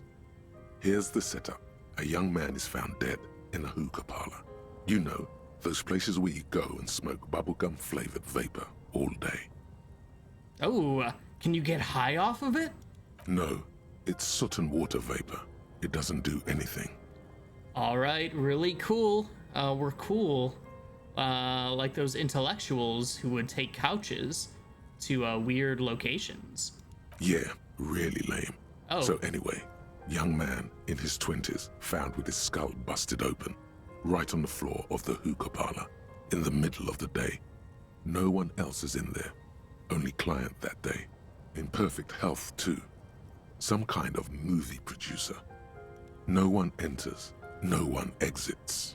He's just sucking on his watermelon hookah all morning, all noon, like he usually does. He's a regular. No calls, nothing. Just sucking on the hookah until 15:45. Then bam, he's dead on the floor with his skull busted open, blood everywhere. What happened? How can it be? Mills has no idea. Invisible assassin. Movie deal gone sour. Girl at the counter did it. Nothing fits. Eerie. Man just dropped dead. So you go to the parlor. You see cushions around the table. Tables low, heavy, really sharp edge. He sucked hookah, stood up, passed out, hit his head on the table, and died? See? You can't even read the thing without solving it. Yeah, it was that. Turns out hookah does do something. It turns off your brain's oxygen supply, and you don't notice it until you get up to go to the bathroom. And what was he doing there for 6 hours? Smoking hookah. Didn't you hear? I don't know. Trying to come up with a movie script, maybe. Anyway, that was Murder at the Hookah Parlor. Joseph Mills wasn't a good detective, and about 30 minutes has passed piecing it together. Next. All right. Not much has changed in the... Let's put that ledger away. All right, we got an autosave there. Dang, I didn't realize bubblegum flavored hookah was so dangerous. Quite. My God. Very dangerous indeed. All right, I'm going to take a quick break, get a refill of my water, and we'll be right back in like 30 seconds or so. So stay there. We'll be right back.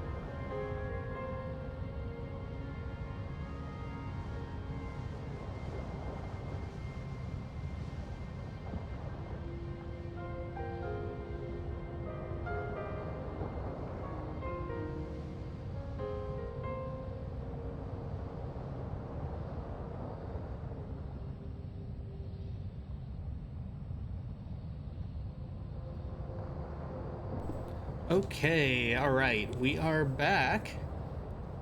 All right, let's have... The bed is comforting, if a bit run down. Still, you've earned a rest. All right, let's go to sleep.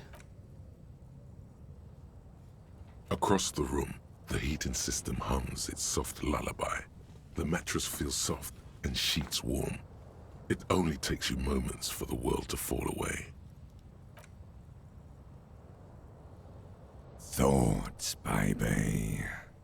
A million little lights in the dark. You're one fine instrument, brother.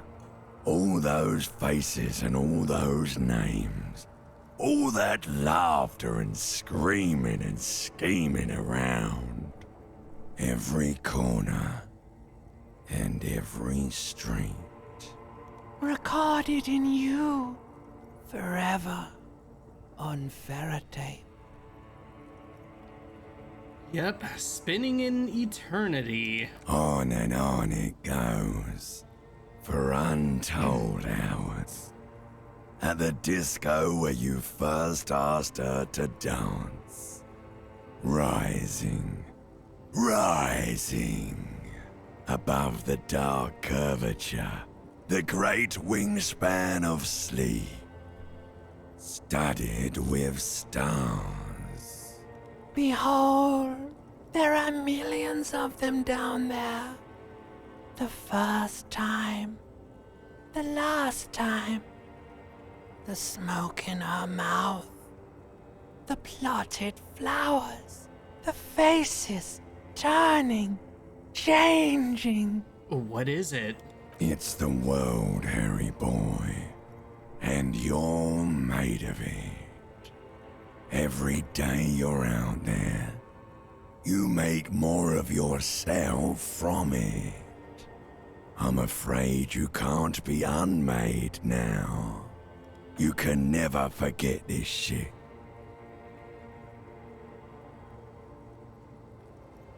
Let's see. The rain, the snow, I don't want to. It's beautiful. Beautiful.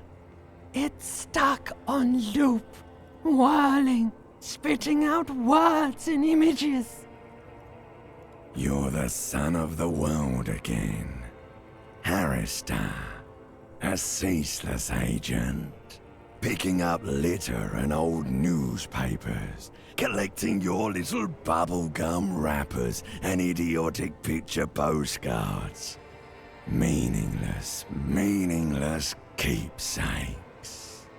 Reading your awful letters and recalling things, aren't you? The endless names of the world. An address book you are. The map of a city. That's right, I am an agent of the world.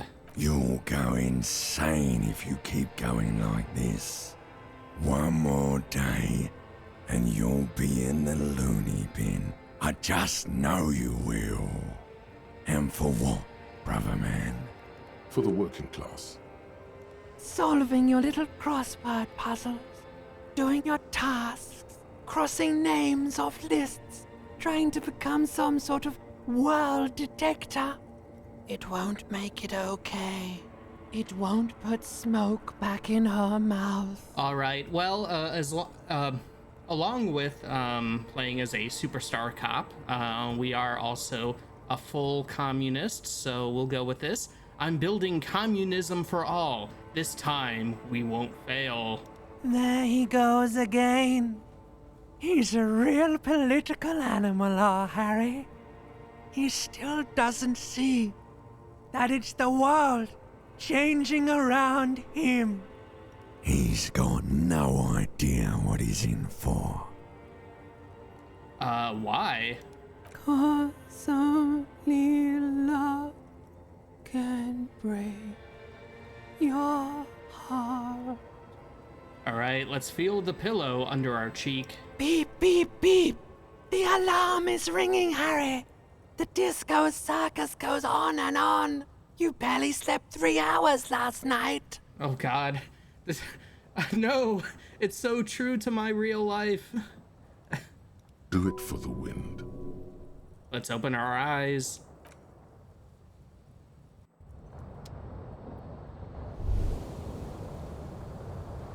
All right, we got a Rise thought. and shine, comrade. It's time to get to work. What's going on? Despite all the thinking you've been doing, only 0.0001% of communism has been built. Oh no. It's too great a task to undertake alone. You're going to have to get organized. Let's see. Have you seen my shit recently? I've really gotten it together. It's good that your personal business is in order, but we're talking about political matters of world historical import here. You must seek out your revolutionary brothers and sisters. Find out how much communism they've built. Then, together, maybe you'll be able to build as much as 0.0002% of communism. Hey, that's progress. But it won't be easy. Decades of persecution by coalition authorities have driven the remaining communists of Martinaise underground.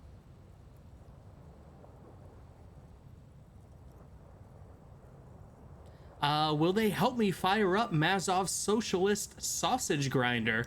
Just between us, you may want to lay off this grind up the bourgeoisie stuff. It's a bit off-putting, even to fellow communists. But I'm part of the coalition authorities. Have I been persecuting communists this whole time? Possibly. If you have been, it's only because you're a double agent acting in furtherance of your long-term objectives. Double agent, very cool. Regardless, what's past is past. You need to look forward to the work of building communism for all. All right, how am I supposed to find them if they're hiding? Let your nose guide you, detective. My nose? Yes. Fortunately, communists are known to have a very distinct smell. Oh. Okay. We really have no idea what they're talking about. There's no linkage between ideology and olfaction. Okay. What does communism smell like? Failure. Okay, but what does failure smell like? It's a smell you know all too well. Simultaneously repulsive and yet darkly appealing. Musty with a sharp tang, but also a remnant of lost sweetness. Like a rotting mango that's been swaddled in a coat from your grandfather's attic. What you're smelling is your own body odor, of course. Nothing a shower and change of clothes couldn't fix. People sometimes complain there are no real communists left in Martinaise, but you can smell their presence. They're out there, waiting for you to join them. Okay, I'm ready. Let's get organized. First, you'll have to locate the remaining communists in Martinaise. When you get near to someone with revolutionary potential, your nose will give you the signal to establish contact. Again, no, it won't. Any olfactory response you perceive will be strictly psychosomatic. Okay. You should begin by interrogating those lawless malcontents at the Dock Workers Union. They're an obvious place to start. All right, hang on. What will I do once I establish contact with my fellow communists? You'll discuss the monumental world historical task that lies before you. You'll engage in rigorous and spirited debates about Mazovian theory and practice. But mostly, you'll probably complain about other communists. Isn't that last part kind of counterproductive? Not at all. Complaining about other communists is one of the most important parts of being a communist. Okay. All right, let's roll up our sleeves. Let's get to it. Here we go. Wake, brave worker. 'Tis no time for bed. Fight till there's no slaves below, and no masters o'erhead. All right. Let's see here. It's very funny how disdainful our brain systems are of our political pretensions. Yeah, for sure. Oh no, I hadn't considered the possibility that we're a deep cover political agent sent to foil the establishing of the dictatorship of the proletariat. That's correct. I think that's what we are. All right, let's head out. I think I see Kim right there. All right. We got Kim back, and he was only gone for a little bit. I hope those people back at the lab appreciate our man who's practically just intestines right now because we left him on the ground for so long.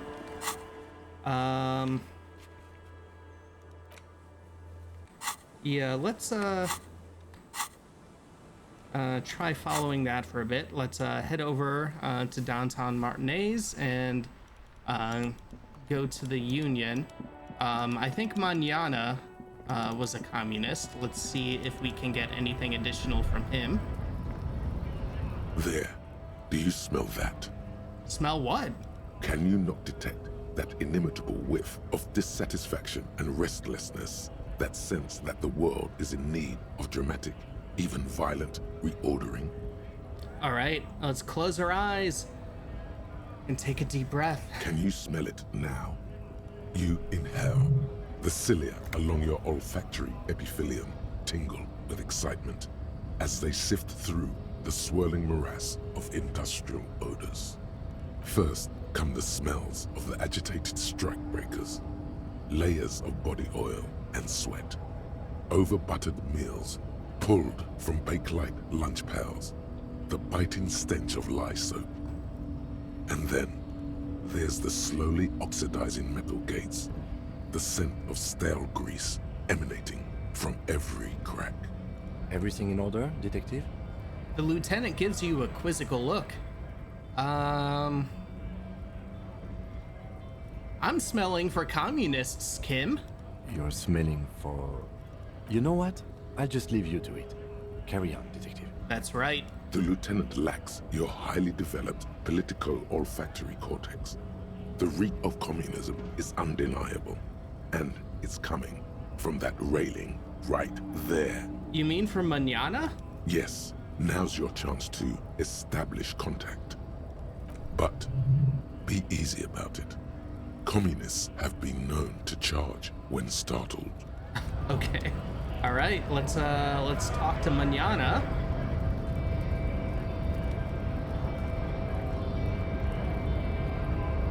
Hola, Wandering Man.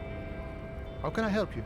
All right, attempt to establish contact. Listen, brother, there's something important I need to talk to you about. What's that, boy? Yeah? He tilts his head slightly. Now's your chance. Remember, communists are notoriously skittish, so it's best to insinuate your way in.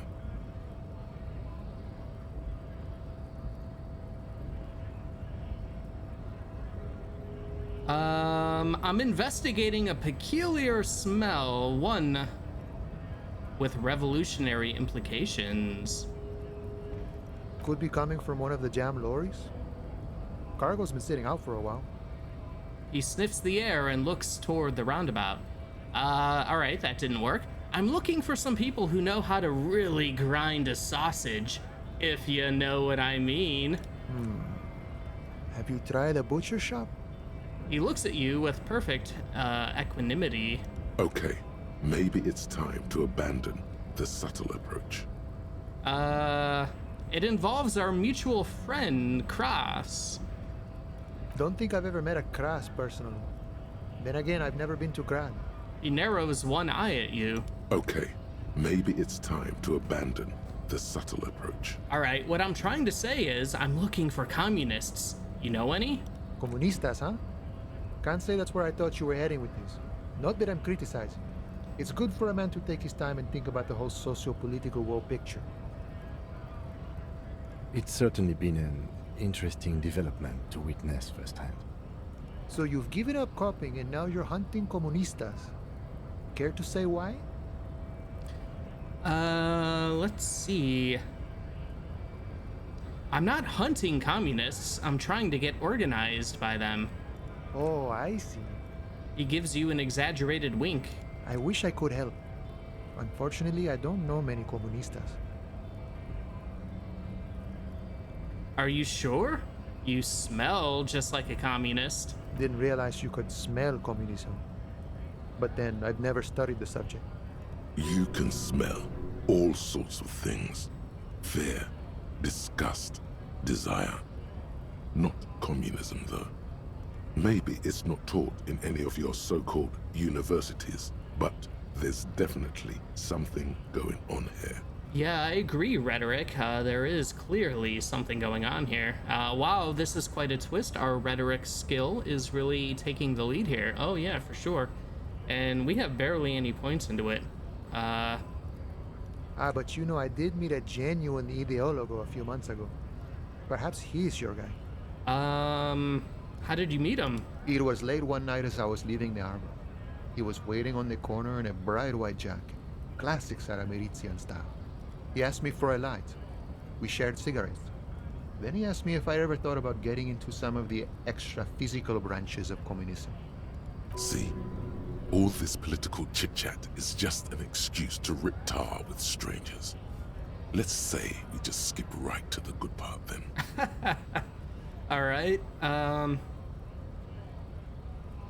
Alright, an extremely cool way to establish contact. Wish I'd thought of that. It was alright. A little like something out of a Vespertine spy novel, but I must respect the effort. Alright, how do I find this guy? I couldn't tell you. Once I declined his offer, we finished our cigarettes and he disappeared back into the night.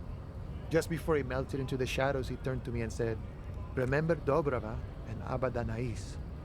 And then he was gone. Who are Dobrava and Abadanais? I don't know. Guess not everyone remembers. A tight half smile crosses his face. What do you think it means? Been wondering about that myself. Some comunista inside talk could be. Not meant for the wider public. They love that kind of thing.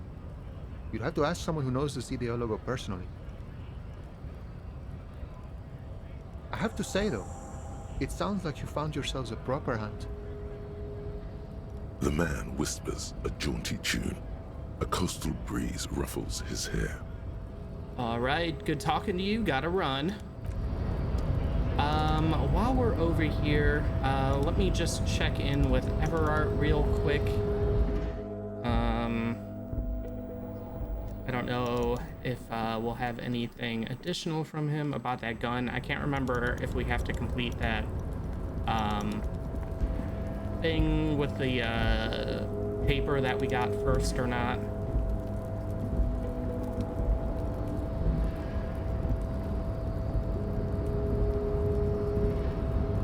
Oh, wait, not this way. We don't want to go that way. All right, let's head back upstairs. Electrochemistry is just looking for an excuse to bum a smoke. That's right. Gotta smoke up.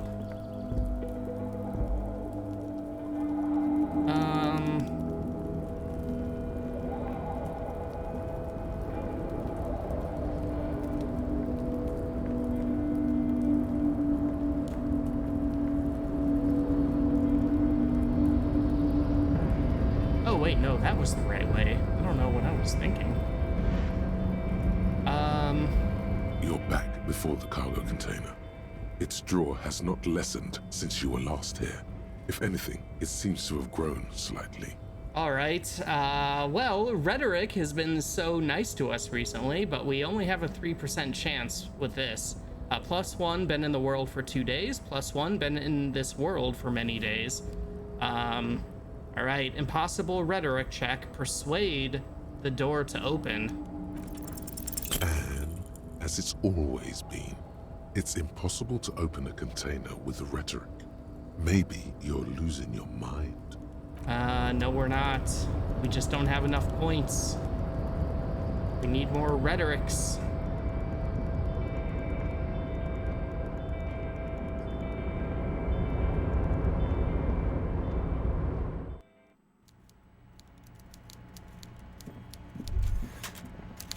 Yes, of course. Now we're on the right track. Oh, let's inhale. It smells like... We're getting crates and pallets calling to mind. Vast stands of winter pines. A swirl of ancient odors absorbed by heavy carpet fibers. But also a pervasive, treacly sweetness that somehow reminds you of cola nuts. The whole place could probably use a good deep cleaning, you think? Well, smelling much communism around the Union boss's office? Hush, Kim. I'm detecting. Meanwhile, Everard Clare clatters away on his typewriter, willfully indifferent to your presence. All right, let's talk to Everard. Mr. Dubois, every worker...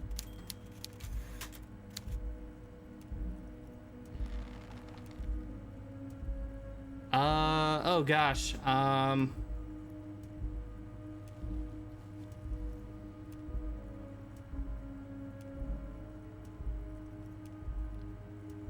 between member of the board and for himself. A member of the board, every worker member of the board sounds correct. A member of the board? That's right, Mr. Dubois. All right. I see the socialist democratic fervor now burns in your heart, too. How can I help you today? Let's see.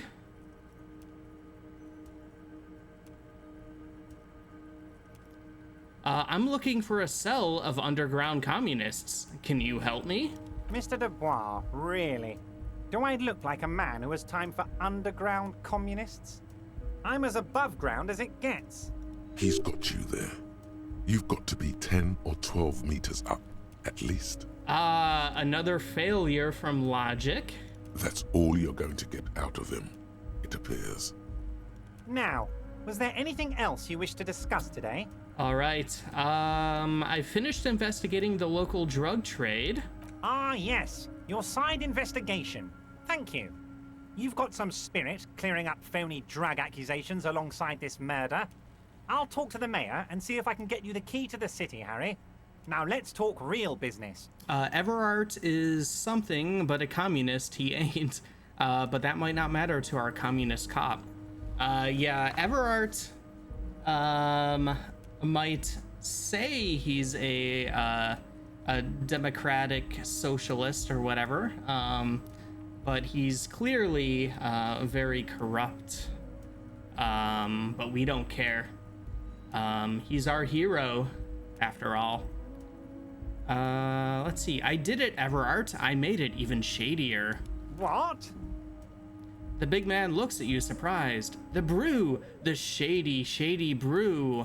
Oh, how could I forget your little side project? Well done, Harry. Well done. Don't even tell me what it was. But good job. I love it when workers take the initiative like this. So do I.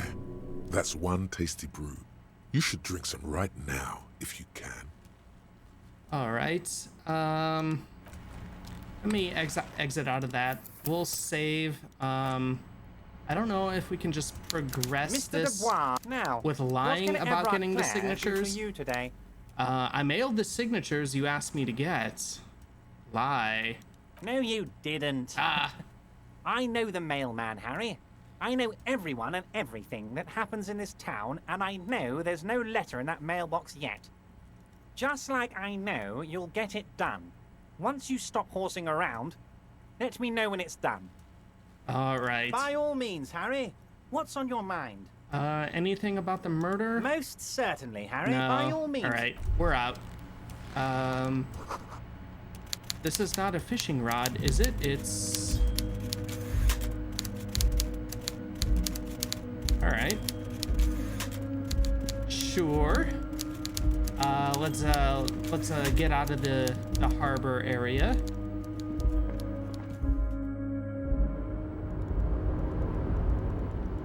Sometimes I do wish there was a shortcut through here. It does get a little annoying at times to kind of weave around the harbor area.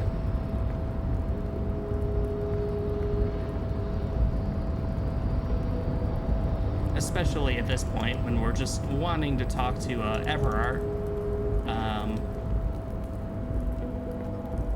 But alas, if that's my major complaint of the game, not bad, not bad.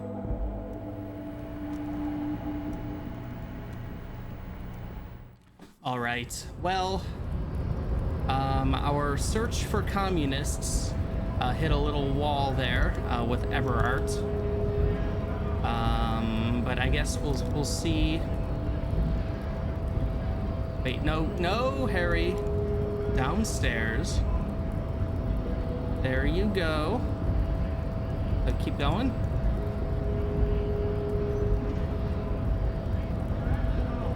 Okay. All right. Oh, yeah, let's pop into the Freet here, and get some... A small cabinet on the wall is filled with various medicine bottles, nasal sprays, and blister packs. They all bear... Okay. Okay. 2, Okay. 3, Okay. 4, Okay. 5, Okay. 6. Okay. Okay. Okay. Okay. And do we have any bottles? The tear machine stands in the... Your bottles clunk into the... All right, we got 30 cents. It's been a little while since we got that, but all right, we're doing good with magnesium for the moment. And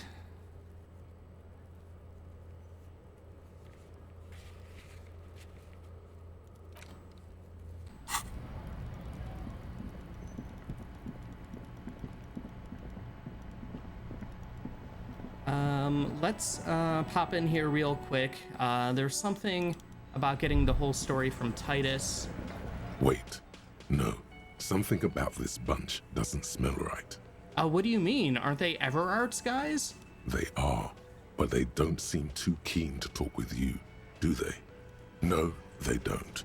Glenn seems to be contemplating grievous bodily harm while he massages his raw knuckles. Oh no. In the far back, Eugene is doing his best to ignore you. Meanwhile, Fat Angus keeps shooting you furtive glances and mumbling uneasily to himself. And from his perch at the end of the table, Titus Hardy himself stares at you with a cold contempt that makes you want to leave the cafeteria straight away. Oh right, the borscht. Yeah, it's been so long since we increased the alcohol content in the borscht. Besides, you're pretty sure they consider themselves social democrats. All right, guess I'll look elsewhere then. But let's talk to him anyways. It's you again. What is it?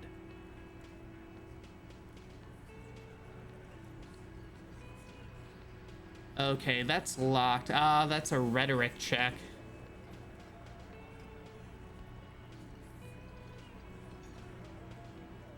I talked to Joyce. The merc you hanged, his friends are coming for you. Yeah. By friends, you mean his squad mates from Cronell. Wouldn't want to beat up his grandma. They're snickering in the room. Some of the men put their beers down. Nervous snickering.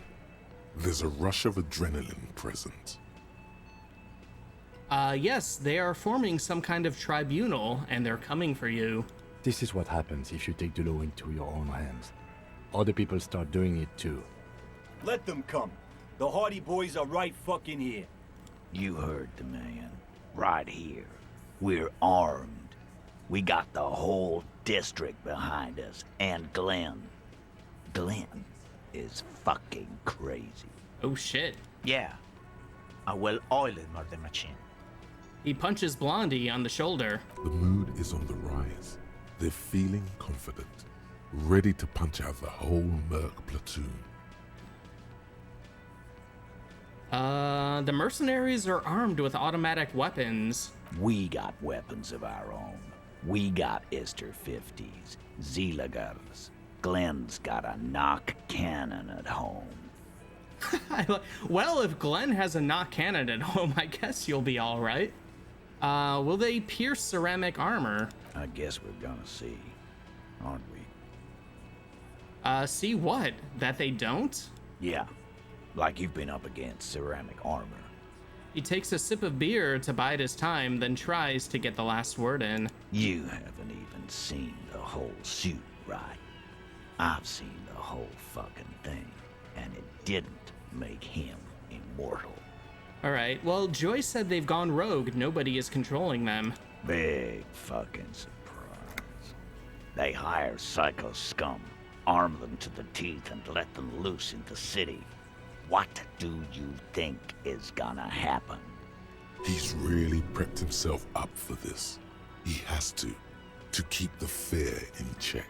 Well, this Cronell is bad news, you know that, right? So are the local gangs. The fucking Barmy Army. And the Madre scum. You've been out there. Seen any around? Yeah. Where are they now, huh? Sent back to Madre in an airtight cargo crate. These people are trained military professionals. Special forces, as you said. They're not a gang or barmy army. No, they're not. They're uncoordinated and drunk. Don't forget, we're listening in on their communications. Their shit is way apart. All right. What do you mean, okay? He jerks forward a bit.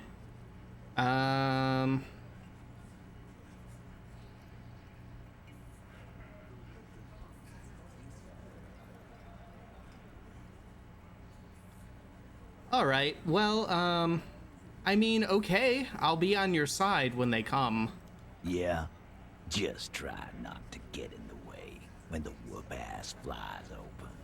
All right. We unlock the godly rhetoric check. Convince Titus he's being manipulated. 42% chance.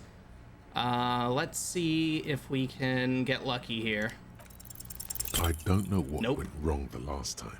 You have so many good ideas here. Make them all see their puppets on a string. Okay. Jeez.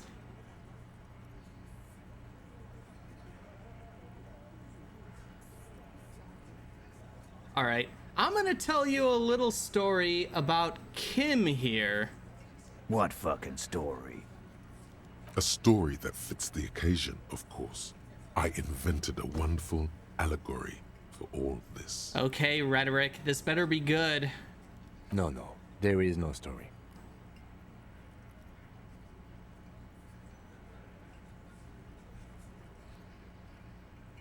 You see, Kimothy here got himself into a jam. I didn't.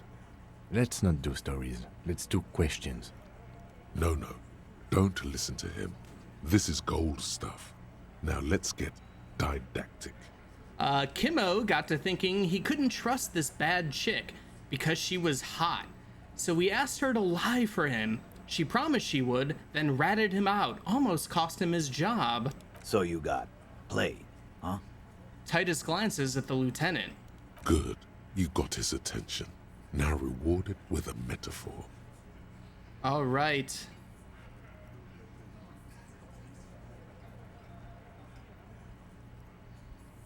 Titus, she played Kim like a miniature train set. Yes, a miniature train set. The point is, this allegorical Kim should have just told the truth. You need to man up and take charge, little guy. Shit's gotta be equal in a couple. Listen to your buddy Titus here. Nothing like this would ever happen to a hardy boy. Thank you. I'll try. Please understand that Kim in this story was an allegory for you. You shouldn't try to hide the truth. Sure, Benaclard. Allegory. You didn't get played. Titus did.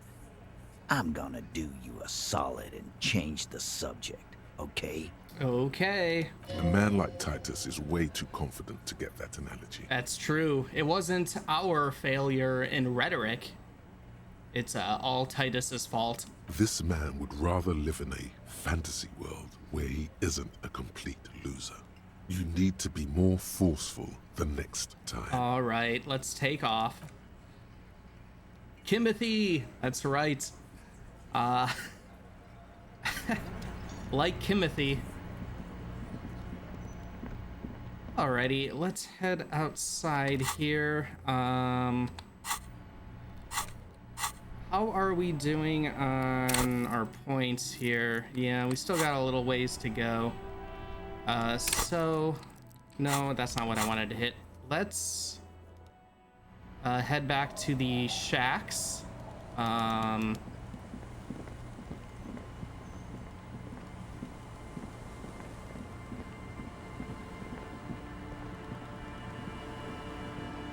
Still don't have access to that.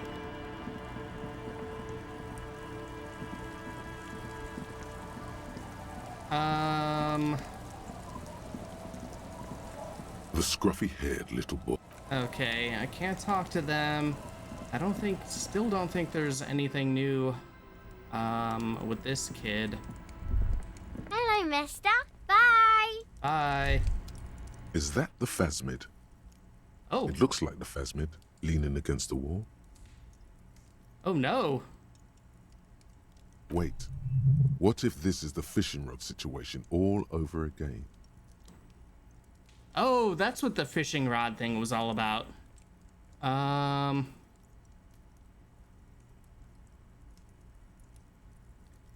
Alright, let's try to sneak up to the phasmid. It's not the phasmid. It's not even organic. It's a fire iron. How disappointing.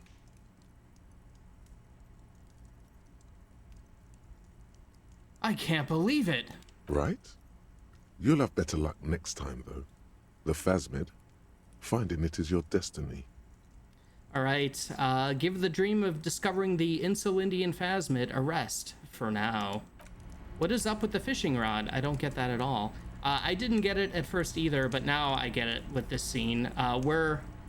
I guess when Inland Empire passes a check, we're thinking we might be seeing the Insulindian phasmid in places. Oh. Yeah, what's this? What is this? A book, a primer for small kids. Oh. Is this how we can learn how to speak to children? A textbook for the first grade in primary school. On the cover, a humanoid teddy bear is pushing a wheelbarrow full of letters. He's not doing a good job. The letter S is dangerously dangling from the cart, while E fell off a long time ago. Children should pay more attention. You hold in your hand the colorful primer. The title reads, A Primer for Small Kids. There's a bear involved. Exactly what I need. This book will show you the score. Get you oriented with those basic concepts you appear to be hazy on. The anthropomorphic bear will give you the lowdown of your life. On what? The alphabet. Oh, all right, let's flip through the pages. Let's learn the alphabet. Every page has one word designating one letter of the alphabet with a faded illustration. Most of them are scientific and cultural principles. It goes as follows. Let's do this. A is for azimuth. B is for Boreas. Oh God, we're doing it. C is for cosine. D is for diamite. E is for ellipse. F is for phlogiston. G is for gamete. H is for homeboy. I is for econ. J is for Ura. K is for collapse. L is for laudanum. M is for myriad. N is for nadir. O is for aureole. P is for perihelion. Yeah. Q is for quasar. R is for rhododendron. S is for sinus. T is for tricolor. U is for ultra. V is for vector. W Never realized is for the alphabet varhite. was so complicated. X is for xylophone. Y is for Ustava. Z is for zenith. That's it? That's it. You know the alphabet now. Kim, I know the alphabet now. Good. I also know the alphabet. All right, let's put the book away. Okay. Can we better talk to these kids now? The scruffy head. No, we can't.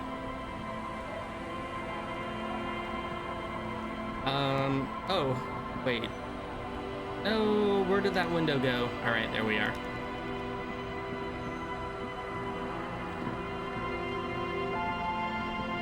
Our tenant, the policeman. I hope the waves don't keep you up at night. What can I help you with? Oh, I found this jacket, but it's filthy. Could you wash it for me? I can wash it for you, but it's going to take about a half an hour. Think you can stay put for that long? No, we must run around ceaselessly. It would be torture to stay put. That's true. I could use a breather before another rainy day begins. All right, sure, we'll wait. Well, hand it over then, and I'll see what I can do. Must say, I'm proud of this one. It's pretty nice. Oh, wow, it's underneath actually a all that phone filth. windbreaker. I hope you'll have an easier life in your hands. All right. let's take a look at it. +1 pain threshold, +1 half light, -1 drama.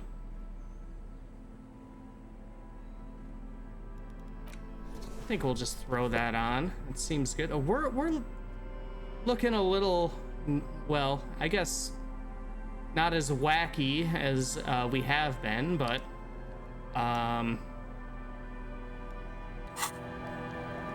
I think we're showing that we can be pretty badass.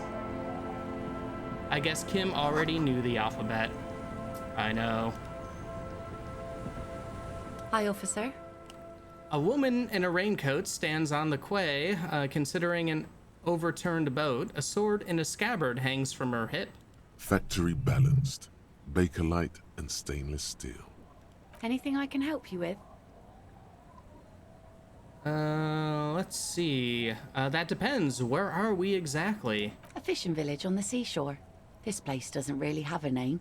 It's sometimes called Elysium. Why?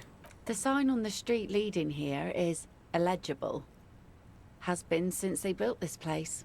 The wind rattles her earrings. I've questions. The first is, what's your name? The name is Lillian. People call me Netpicker. I think I have time for questions. And that was actually the second one. Ask her about the cool sword. Helps to break the ice. Yeah, nice sword. Does it come with a story? Unfortunately, the factory sold this one with a 3-year warranty instead of a story. It's to intimidate folks, mostly. It is imposing. It's a regular mass-produced sword, like a shovel or an axe. Nothing fancy, just for intimidation. Why do you need intimidation tactics? From time to time, people need a lesson in respect. That's just the way it is.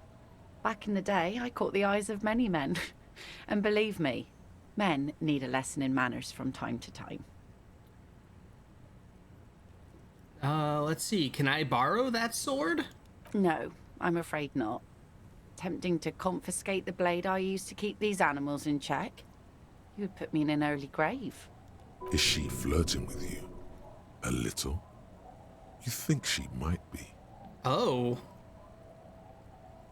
All right. So where are all the men now? Some went to patch their wounds, their lesson learned. Others were more thick-headed. And one of them, I ended up marrying. Where's your husband now? Gone.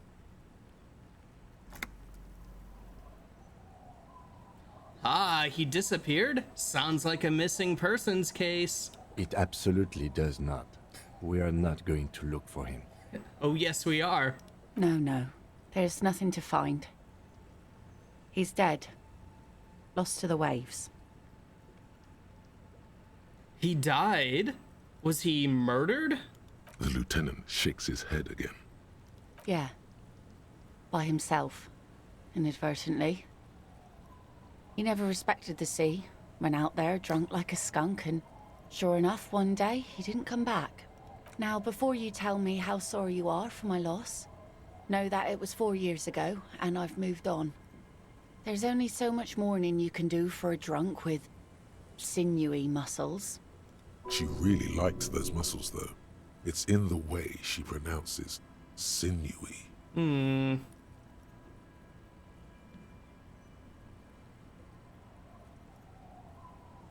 Yeah, it's healthy to let go and move on. Gotta keep the wheels spinning. Us working folk don't have the luxury to be bedsick with melancholy. I buried him, mourned for an appropriate amount of time, and went on. Life didn't really change that much for me and the kids. She glances at the village where 2 little kids are playing with what looks like rocks. She looks like she's ready to go on a date with another, better, drunk. Ask her. Both of you could need some action. All right. Heroic suggestion check. She needs to go on a date with another drunk badly. 28% chance, -1. Kim's presence makes it awkward. Well, let's do it. Oh, yes, she does. You need to get your drink on. There is no other way for human beings to procreate. Not after 6,000 years of yeast cultivation-based mating rituals. Let's see.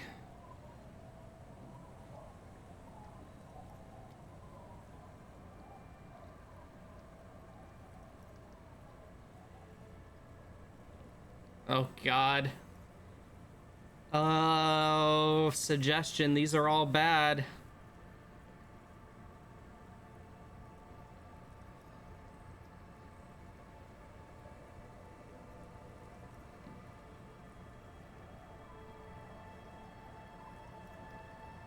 Oh, God. All right.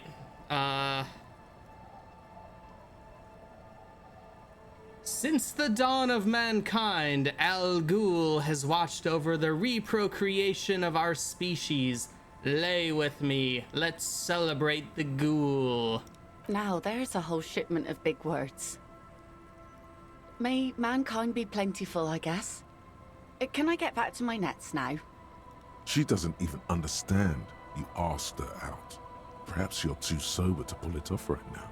Try again later. All right, be seeing you. Let's see if we unlocked, where's that thing, we're doing for Everard? Yes. You take the legal documents out of the envelope. Oh, that's a logic check.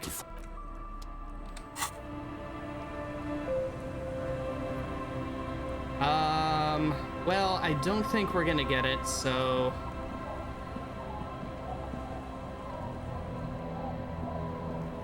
Waves are beginning to die down. Look at those little bastards. Oh, that's my motor carriage in the sea, by the way. Oh. That's good to know, I guess. Why is it in the sea?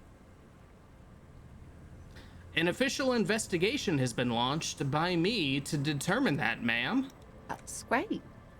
Until then, you should maybe start thinking about the funeral. Sire, she doth not believe it wasn't you. Let's see. You are suggesting we honor the carcass of my former motor carriage? Aye. Feels deserved, don't you think? Falling in the line of duty like that and all.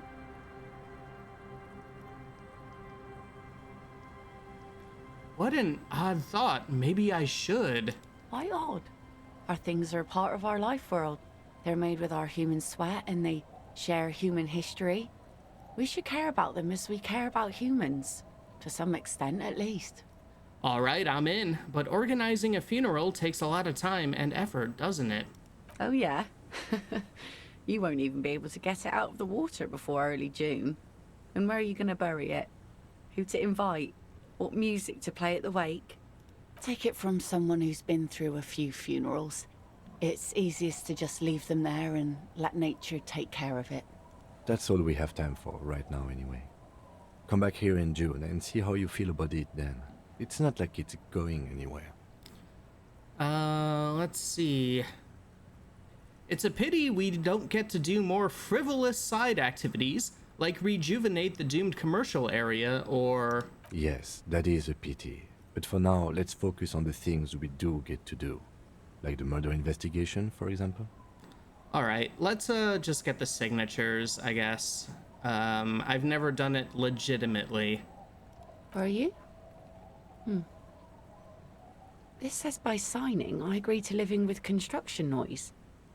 What exactly is the Union building? Everard's planning to turn some of the village into a youth center. Oh, and I guess we probably should this playthrough anyway, since Everard is our hero here. Spoiler, the twist is, like, he's got some horrible thing, where what he's doing is, it's not forcing anybody out, but it's set up in a way where it will force people out, of their homes. Everard's planning to turn some of the village into a youth center. What a nice idea. Wouldn't have thought that... Her voice trails off. Thought what exactly? That Everard and the Union have nice plans for anything. I thought they only cared about themselves. Well, I guess Union members have children too. All right, here, use my pen. He has a pen and everything. She takes it from you, a doubtful look in her eyes, clicks it, and places the tip on the paper. Here you go. Thank you. You're welcome.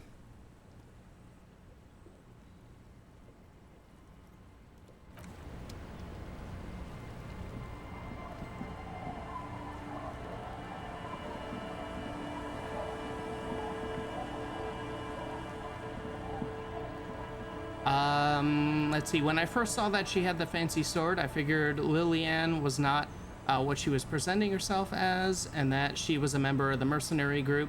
But after talking to her, that doesn't seem right. Oh yeah, it's not. Lillian is a good person. Our tenant, the policeman. I All hope right. the waves don't keep Sign you this, up at please. night. Eh? What's this about? Come now, I can't read all this scribble. Tell me what it says. Everard wants to turn part of the village into a little youth center. Huh. I might be half blind, but it looks like part of the village is gonna be a street. The best part. The part we need to get out of our houses. I see Lillian's name is already here. The girl is too trusting. Either way, I won't sign union papers. She hands the envelope back to you. What do you have against the union? I've seen it all before. You think they've got our interests at heart? Rich men are always selling poor men promises they never plan to keep. She pulls a dark red rag out of the bucket and puts it back.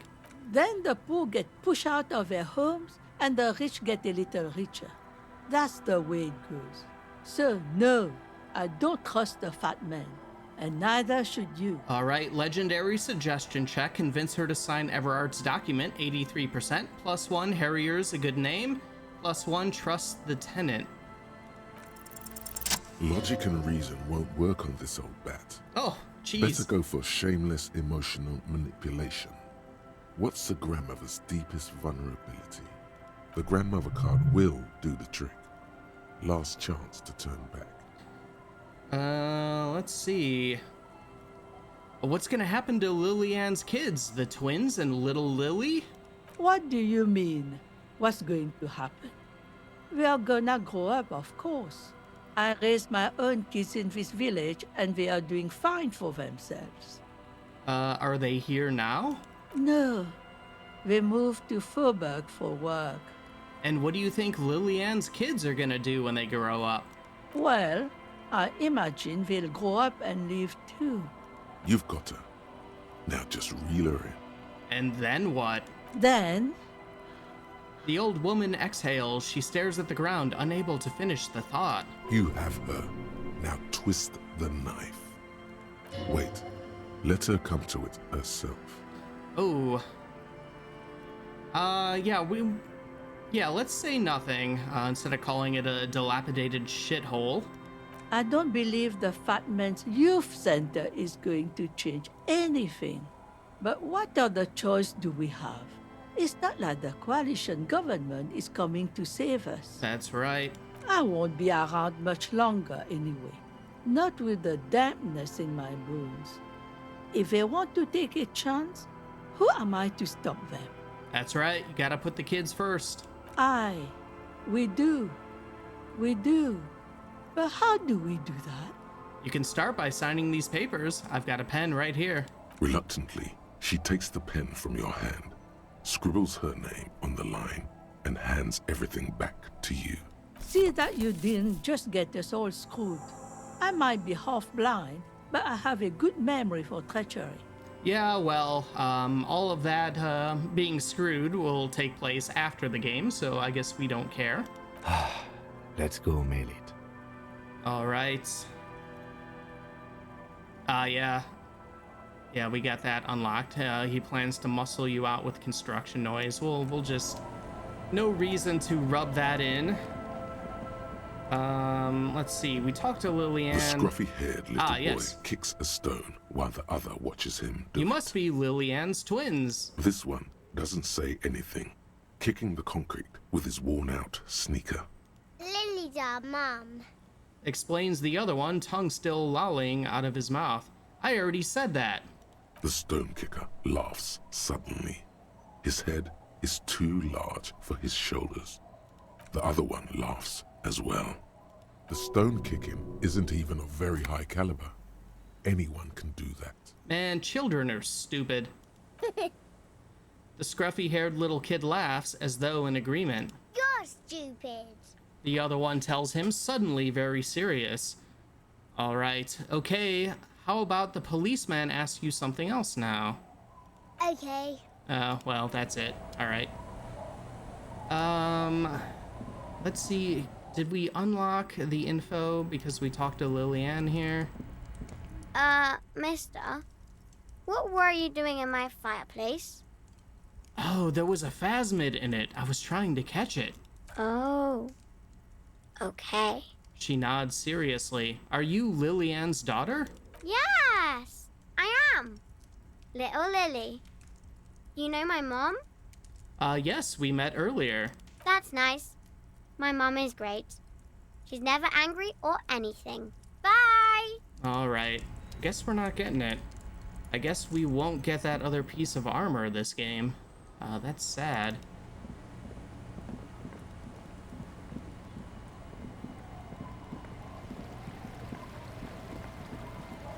No, yeah, no thoughts. All right. Okay.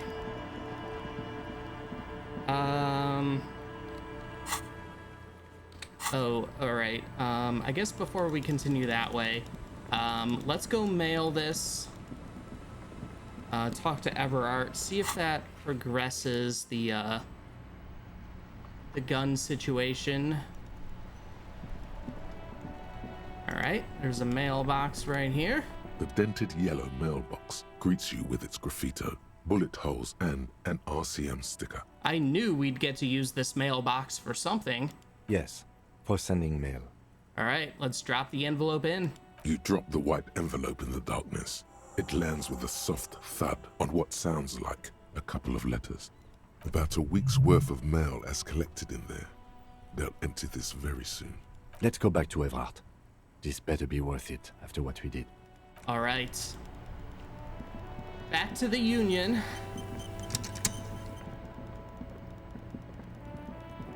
And then after that, we're going to check out a building while we wait to level up whatever we need to get the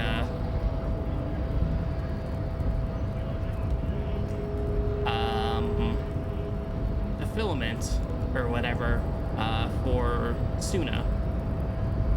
Oh my gosh, where is my mouse? There we are.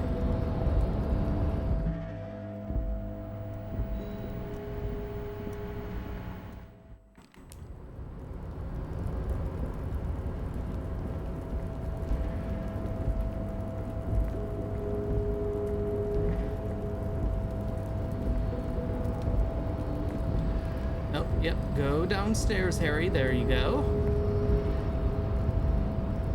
Back upstairs. Around this way. Up through here. And then back in.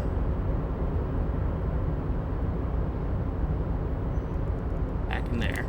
Right. Okay, Everart, we mailed the letter. We got the signatures. Mr. Dubois. It's every done. Worker, member of the board. How can I help you today? I mailed the signatures you asked me to mail. The Golden Boy returns once more. Wonderful. Simply wonderful, Harry. Of course. I already knew this. My friend, the mailman, confirms the letter is on its way. You've done a great thing today. You've given the children of Martinez a future and proven to be a true man of the left. I can finally trust you now. You're in my inner circle. You too, Mr. Kitsuragi. We can talk about anything. The strike, the murder, your lost gun, nothing is off the table. Hear that? You did it the honest way. You got the real signatures, and now he's happy. Well done. Well done indeed. I don't know. Your dirty forgery fingers aren't sure if playing this one straight was the right thing to do. Yeah, technically it wasn't, but oh well. We're fully into Everart. Finally, answers. Ask away, son. Can I get my gun now? Harry, I've got to be honest with you. Your gun was found 2 days ago. Withholding this information weighed heavily on me, but it had to be done. Fine, where is it? An old woman has it, and let me tell you, Harry, word on the street is she's a character, so watch out. This must be the woman who bought the gun from Roy. The one he described as terrifying. So the gun's still with the woman who bought it from Roy. Yes, the same one. I see you've done your research. The pawn shop made the gun easy to track. Crazy stuff, Harry. Selling your gun like that? Wild. Anyway... Union Boy's gonna help you fix it. He winks at you. Don't worry, Harry. The neighbors of this old woman contacted my men because they trust me and the Debarders Union. Apparently, she was waving it around at the entrance to her building. Waving the gun around doesn't sound good. None of this does. She was waving it around at people? As I said, she's a character. I didn't have time for details. It sounds like she's unstable, but don't worry. No one got hurt. Unstable is good, actually. She will be easier to disarm. No, wait. Actually, unstable is pretty bad. Okay, who is this old woman? Unfortunately, I don't know anymore. You're gonna have to go in blind, Harry. But she's an old lady. How dangerous can she possibly be? Oh, and she calls herself the Pigs. I, for one, find it refreshing. Finally, someone calls themselves a pig. A smile flickers in the corner of his mouth. Can you set up a meeting? I already have. Tonight, starting 10 o'clock, near the old fish market on the coast. The one on the boardwalk, a little past the fishing village. Be careful, Harry. I would never set you up for anything dangerous, but you did ask for this. Now, back to the fun stuff. She will be there from 2200 hours till 0200 hours. More fun stuff. Seems like we already have fun stuff to do. Alright, did you order the hanged man killed? I did not, Harry. Although I am very, very glad he's dead. What do you gain from him being dead? Why, a war, of course. And what do you have to gain from a war? Victory, Mr. Kitsuragi. I have victory to gain. We are going to start a war with the Wild Pines group and win before they even realize there is a war. They're trained military people. Aren't you afraid for your men? Harry, we outnumber them 1,500 to 1. And that's just Martinez. With all the unions in Revachol, and with public opinion on our side, we can hold off 2 men, or 15 men, or even 50 men. The more they send, the worse it's going to look for them. They made a huge mistake hiring those guys. No one likes foreign mercenaries. The leftists hate them, the fascists hate them, even the moralists think they're in bad taste. And how is this connected to the strike? Harry, there is no strike, only war. Class war. Or, in business terms, a dawn raid. Or wait. Is that when you still pay them something? Because we won't do that. We're not gonna give nothing. We're gonna take Terminal B away from them. The roads, the gates, the containers, that big crane, even the damn coffee maker. We're gonna take all of it for the people, and fuck Wild Pines. The word fuck rings like a gunshot from his mouth. He doesn't swear often. So that's why you haven't let Joyce in? Yes. It's also why I let that midget Gaumont go. He's too nice. I can't put him through this. Plus, he knows how to get in here. That woman can't tell her tits from her asshole. She has no chance. Why are you telling me your plans? Because we're friends, Harry. Ah, we are. Besides, it doesn't matter now. You can go tell her if you want. It won't change the course of events. We have a significant head start. It's already happening. Alright. Great, Harry, great. That's it for I now. think we've truly built a bridge between Martinez and Jamrock today. We have united the RCM and the Debarders Union. Suddenly, there's sadness in his tone. This has been so great. I'm sorry we don't have more fun things to do together, but if you ever feel like bouncing something off me, my door is always open. All right, goodbye. All right, let's head back out and try to get that filament from the ice cream freezer. Everard has a complete picture of the political landscape and thinks he sees all the angles. Yeah, for sure. And I really do think he...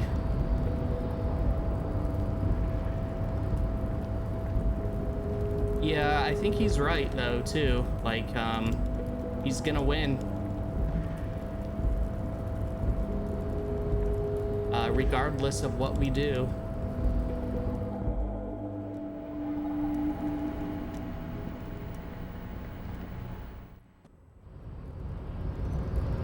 Okay, all right. Let's head down the stairs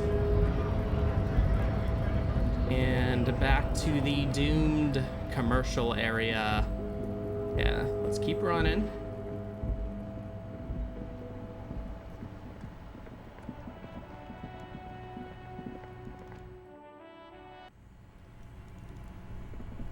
Okay, this was it physical this instrument? Orange machine is dead still. It has a... Okay. Let's put a point into physical instrument. This orange machine is dead still. It has a hand 92% chance. And an electric freezer. I swear. The ice around it slowly melting. If we fail. Ice groans okay, and good. howls under the strain of your giant Gewaltsund multi-tool until the lid cracks open. Darkness lies inside, but you can faintly make out an object, intricate and foreign, left there for a sub-zero beauty sleep, a filament memory with the words "off-site copy" written on its side. Disappointment washes over you as you stare into the almost empty ice cream maker. What? No ice cream? A scoop of ice cream would have been nice, yes. The lieutenant agrees. Someone's stomach grumbles. The room feels very cold. All right, let's take the filament memory. You gently lift the cube from its frosty bedding, careful not to damage it. We should take it back to Miss Lukanen Kilde as soon as possible. I'm not sure how well unused filaments tolerate room temperatures. Yes, but aren't you curious to know what's on the precious filament? There's a radio computer upstairs. Yeah, but... we don't have the password for that. So let's just take it back.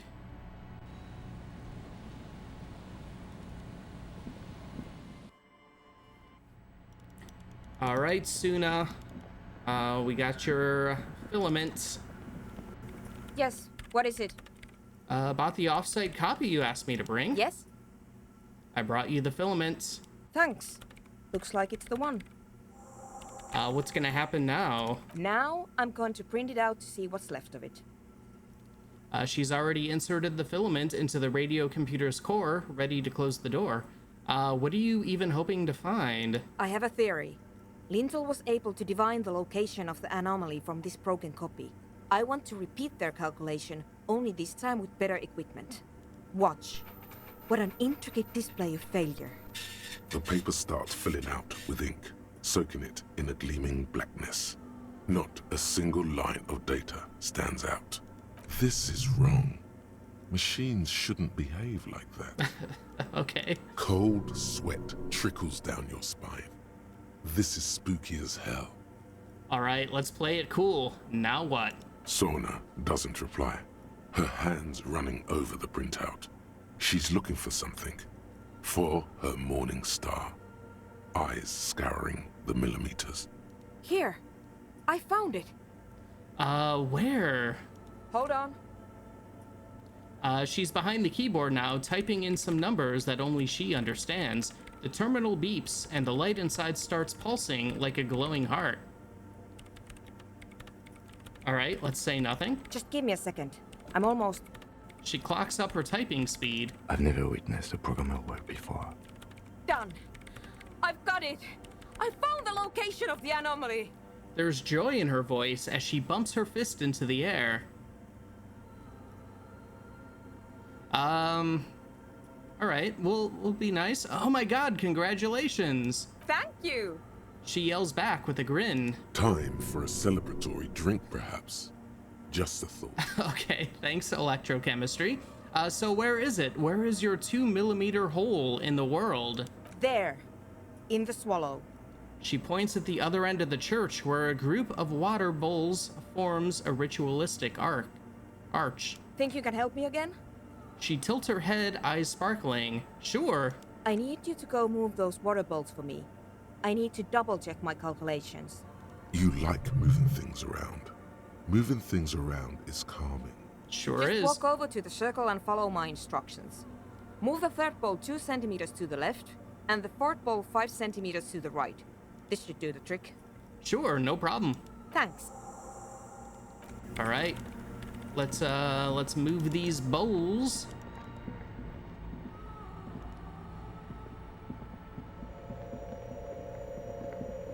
It's awfully silent again, as if someone turned off the entire world outside those walls. Water inside the bowls stands still. Measurements have been marked down around the bowls, each chalk-drawn line representing a centimeter on the floor.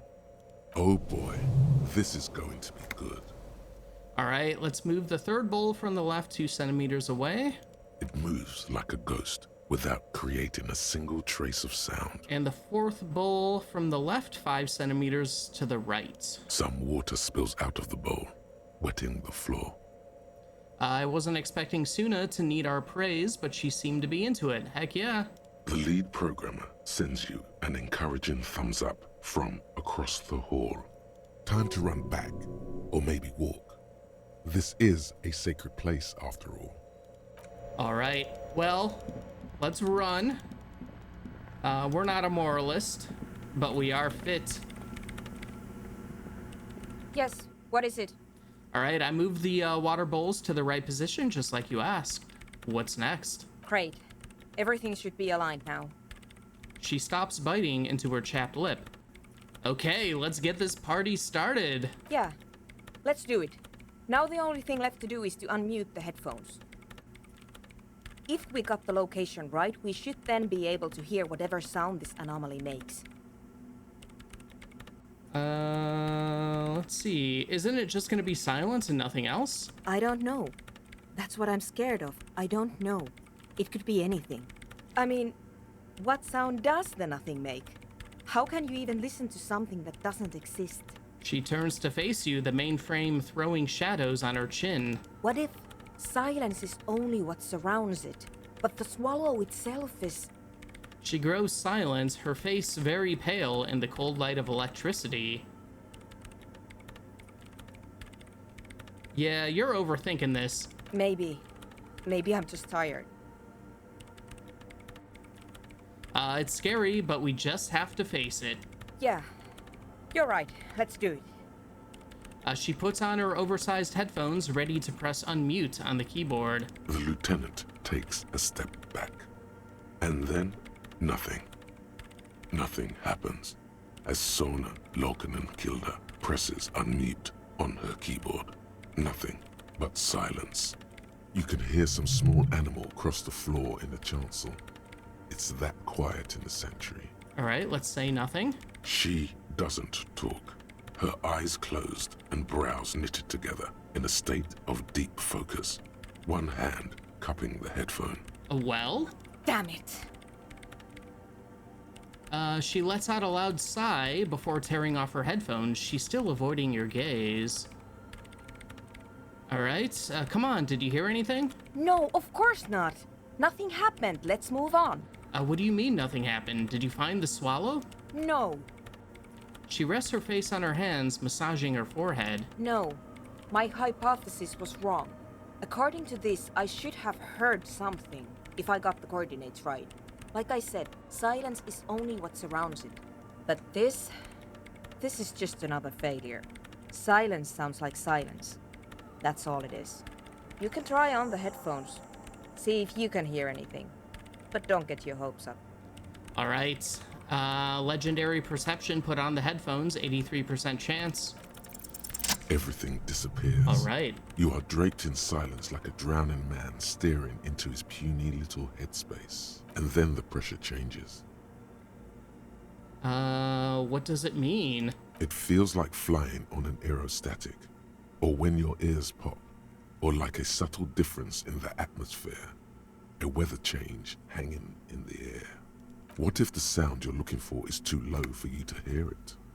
Asuna, what if we just need a better sound system? A better sound system? Alright, but where would we get one?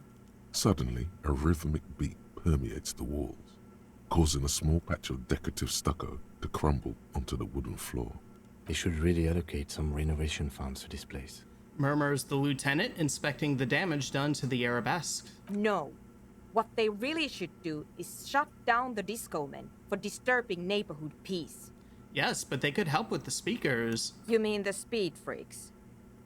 She closes her eyes as more dance music invades the holy silence of the sanctuary. Of course. The speed freaks. They have a fantastic sound system. And you think they would help me? They would, if you wouldn't mind them moving in with you. I guess I could live through a week or two of peaceful coexistence. Brilliant negotiating there, detective. As always. Thank you, suggestion. Great, I'll talk to them. Sure. Let me know how it goes. Thanks, officer. All right. Let's go talk to the speed freaks. Get this whole thing with the church going. And yeah, we never got like the official word from Joyce because we didn't pass the checks. But what we're talking about here is something called the Pale. That's that hole we're talking about in the world. And also what the Crab Man was talking about up at the the top of the church or whatever, with his whole thing. Nope, not load. Let's save it. Let's go in. Hi again. So, how are things going? Something else that I'm not really showing off. There's other conversations we can have with the different people, especially Egghead, who is the guy who just shouts stuff. There's like a little dialogue boss battle or puzzle to get some understanding out of him. I'm probably not going to do that this playthrough. It's really difficult to actually do and doesn't make any sense to me. Let's see, let's talk about the church. What's the deal? Good news, I managed to convince Suna she's okay with you guys moving in, but on one condition. She needs your speakers for her project. We are grateful, Copman. You're an augury of a new era of Nordic dance music. The Speed Freak smiles, happier than he's ever been before. You're gonna have to share space for a couple of weeks until she gets her research finished. That's fine. We can manage. He grins, excited. I'm glad I could help. We appreciate it. It's going to take us a bit to move our stuff inside. A couple of hours, maybe. Come check back later. Let's get moving. All right.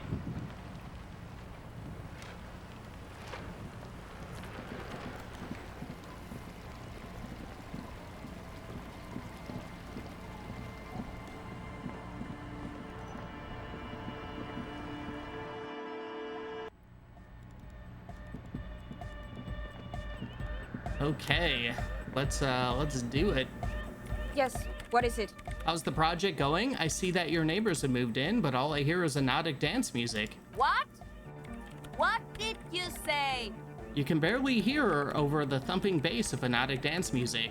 I said, how's the project going? I can't hear you! The music is too loud! The project, how is it going? Oh, the project! It's not going well! Why? There's that guy! I need him to plug a 3.5 cable into the auxiliary input so that I can route the audio signal through the mixer into the speaker. Oh god, sorry, can you repeat that? Egghead! A 3.5 cable into the auxiliary input. Okay? Why don't you just ask him? He doesn't listen to me. He only ever seems to care about hardcore and Yekukata. A place to be, apparently. All right, I'll speak to him. Thanks. Maybe you can get through his magic rhymes. She does jazz hands to mock him. You know how it goes. All right, goodbye. All right, Egghead. A young man with peroxide blonde hair stands behind a mixer deck, nodding along to the music. He looks at you with a knowing smile and says, Hardcore! Oh, we have to do the dialogue puzzle anyways. Oh, God. All right, is it? It's hardcore! You're just gonna keep saying it's hardcore, aren't you? Skibber-dee, skibber-danger. I am the rearranger. your cop training did not prepare you for this. What to do? Could there have been a right way out of this garden of forking paths, you think? Oh boy, alright. The young man This is hardcore. Let's say nothing? Hardcore! But is it? I mean, really? Yeah!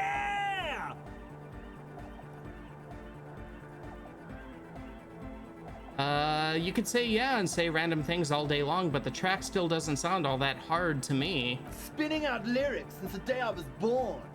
And the amount of lyrics I got is against the law.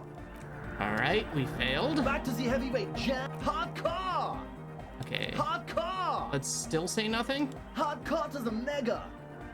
Say nothing? Internally coherent. Still say nothing? All core! All right! Yeah! Say nothing? He furrows his brow as his very large head traces the sublime invisible movement of the music in the very real air of the church. Yeah, poor Suna. I know. Hardcore! Ah! No, but seriously, I'm a little worried it isn't. The question is, what is the question? That would have been good if I had asked you a question, but I didn't. Now it's just idiotic. But there was a question? Alright. We're close. True. Hard. Hardcore. Hardcore. Internally coherent. All core. He furrows. Hardcore. The question is, just what answer is the question. But there was no... Oh my gosh. Alright. We're close. True. Hard. Full. Hardcore. Hardcore. Mega. Hardcore. Internally coherent. All core. All. He furrows his... Hardcore. Alright. So hardcore. Is it though? He stops dead in his tracks, tilting his head to the side. I was just thinking that a moment ago. One mind, one spirit. There's no... No. We're close. True. Hard. Hardcore. I apologize for the sound coherent. right now. All core. He furrows. Hard. Is it though? It is. But is it? I mean, really? He tilts his head to the other side like an owl. Haha, this is brutal. I know, I hate this little dialogue puzzle with Egghead. The question is, what is the question? No, but seriously, I'm a bit worried it isn't. He frowns, then starts bobbing his head back and forth once more. All right, we solved the Egghead puzzle. The skin on your back is crawling. For a second, you can't even hear the music anymore. There is a hawthorn tree on Rue de Saint-Gilles Lane, right next to the canal. Don't be alarmed. Everything is okay. He isn't actually worried. Everything is still super hardcore. What he probably means is, it could be even more so. All right, yeah, that's something we can do. But for now, Egg, can you please route Suna's signal through your speakers? To the mega! Yeah! I can route it through auxiliary. What kind of a cable does she use? 3.5 or 4.5? It's 3.5, no doubt about it. It's on the ground. Oh, she uses 3.5. Yeah. The auxiliary lining is 4.5 millimeter. These two don't mix. Oh no, we're going to be in this church forever. Yes, we're all as worried as Kim. Don't worry, I have an adapter for it right here. He searches for the cable on the ground and picks it up, looking at the jack. Hang on, this is a 4.5. We're all good, people! With a grin, he sticks the plug into the auxiliary line and you hear a satisfying click. Whoa, thank God. Adapters noticeably degrade the sound quality. Great! Someone got through to him. Okay, let's get it all set up. Can we turn the music off, please? All right, here we go. Egg, the music. Everybody! Everybody! Don't panic! I'm going to turn off the on for just a sec for a special scheduled event. The honor will be back, but we're doing something else for one moment. All right, go tell her that Egghead is ready to rave to her tunes, and then I'll turn off the music. The 3.5 millimeter to 4.5 millimeter adapter was extremely hardcore. Hardcore! Hardcore! Oh my God. All right, goodbye. All right, here comes the night. All right, Suna. Let's get this show on the road here. Yes, what is it? All right, I talked to Egghead. He plugged in the cable. You can now unmute your speakers. Okay, but think you can ask him to turn the volume down a bit? Just in case. Maximum! Shouts Egghead, a great smile still adorning his face, larger than a red dwarf star. Maximum is the only way! I know it is, but could you please turn it down just this instance? Just this one time? Maximum is not the only way, okay? Pump it to the brick! Pump it to the hard master! There's no other way! Glue style! Glue style? Okay, there literally is no other way. The mixing desk is glued to maximum. Oh shit. See? He pumps it to the hard master. It's hopeless. I think what Egghead is trying to say here is that the volume button is stuck on maximum. Of course it is. She shrugs, consigned to her fate. Yeah! Permanent enlightenment! Ray of sound! Never mind then. Let's get on with our project. I'm going to unmute the speakers on a count of 5. Everyone ready? She looks around the church. Egghead pumps his hand up in the air, waiting for the beat to drop. Born ready. Says Andre. Ready. Yells Noid. I'm ready if you two are detectives. The lieutenant nods stoically. Not so stoically, his hand moves to the gun holster. There's tightness in your chest. Anxiety. Okay, ready. 5, 4, 3, 2, 1. Mute disengaged. She lifts her hand from the keyboard. Complete silence fills the room. No wind outside, no waves, no floorboards creaking. Total, continuous silence. This is unnatural. The woman looks around. In the silence, you see dust move on the floorboards. The driver of the speaker vibrates in the air and then stops.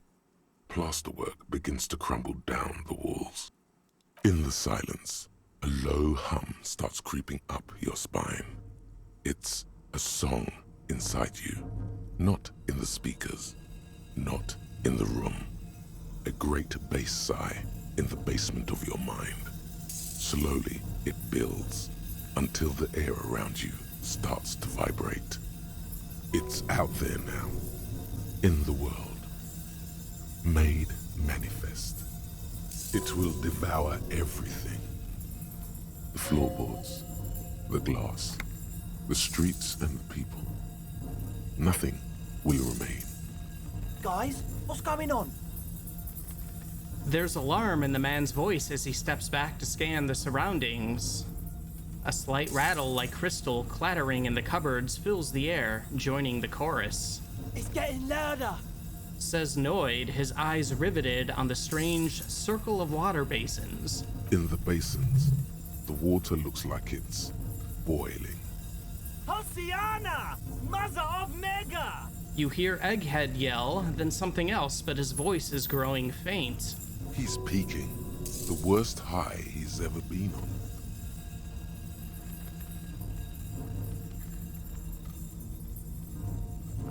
I've never heard anything this hardcore in my life! The beauty and the beat! The future of dance! Planetary! No, Egg! It's the window! The glass shards around Dolores Day's vacant heart appears to be vibrating from the sound. It almost looks as if she's alive. In the corner of your eye, the lieutenant steps aside, cautiously, his eyes searching for a possible evacuation route. The window is going to come down. No, the roof! She looks up. A screech fills the air, a scream of wood and nails. The pillars of the church twist and creak above and around you. Cracks appear on the stained glass window. Cracks run up the wooden pillars in the dark. Come down to earth! Love! Below it, all the bass grows, like the jaws of a giant compressor gnawing on metal and wood. It does not sound benevolent at all. That's it. I'm muting it. All right. Everybody, don't panic! It's beautiful! It's hardcore! Beautiful car! Beautiful life! Shit! It doesn't stop. A seal? Have you? Yes, I've turned it off. She yells, holding the contact mic in her hand. Andre, pull the compressor! The place is gonna come down! Fuck! I can't shut it up. The signal's passed. It's not in here. It's... This is it. A great roar. The vault of the roof twists above you. Glass shatters somewhere near the door. It's coming down.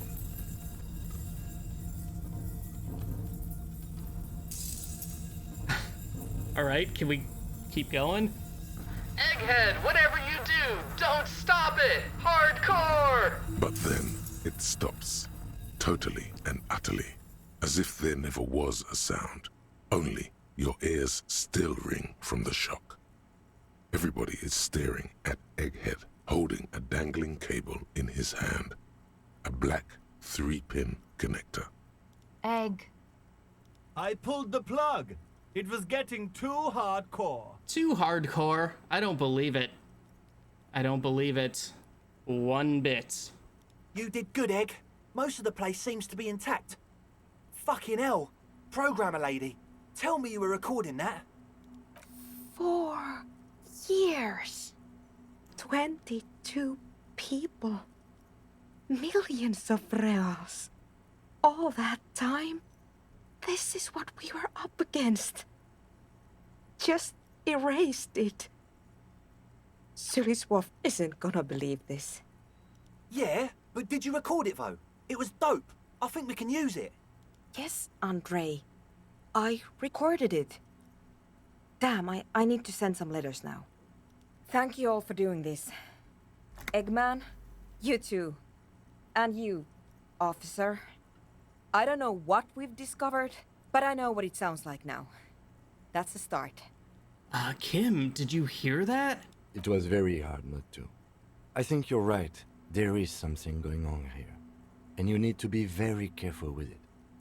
Oh man, I guess Egghead wasn't as hardcore as we thought. Probably for the best, though. I know. Still sad. I promise, officer. We will not play it again. What was that? I've never heard anything like that. It was mathematical information from the anomaly, presented as a waveform. That's what it was technically. Theoretically... She shakes her head. I have no idea. I've never even heard of anything like this. A voice seems muffled in the silent church. It's your ears adjusting after the exposure. All right, you're gonna write Sulislav? Yes, our lead designer. And maybe some of the producers too. And some of the writers. If they're sober enough to open a transmission. They need to hear. They need to hear about this. Don't worry, I won't send the recording, although I doubt they have the speakers to produce the frequency anyway. What happens now? Are you going to... Stay here. I'm going to stay here with these lunatics. Send letters, maybe meet Sulispov. Also devise further measurements. I want you to know that's totally chill with us. I don't care, but thank you anyway. Now, I have a theory to come up with. Some kind of preliminary explanation to all this. Or the letter will sound like I've lost my mind. Yes, and we have to get back to stabilizing Martinez. Instead of demolishing it with loud bass noise of unknown origins. Some tiny hard thing lets go in your stomach. You're still alive. We are. You don't know enough about the world. But that Joyce, if you knew all she knows, could put it together. All right, we have a godly logic check here. Form a theory on the 2mm hole in the world. 3%, minus 10 because we have yet to learn about the Pale, technically. +1, heard of doomed commercial area. +1, investigated doomed commercial area. Let's try it for fun. All you hear is silence in your head. All right, I'll let you work in peace.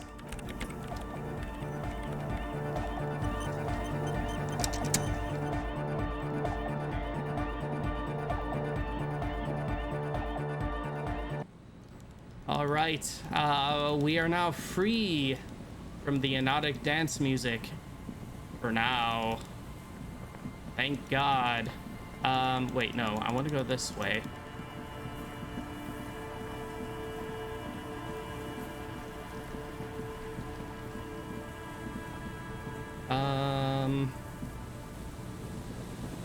Oh, was the, No. We want to go down. Yeah, all right.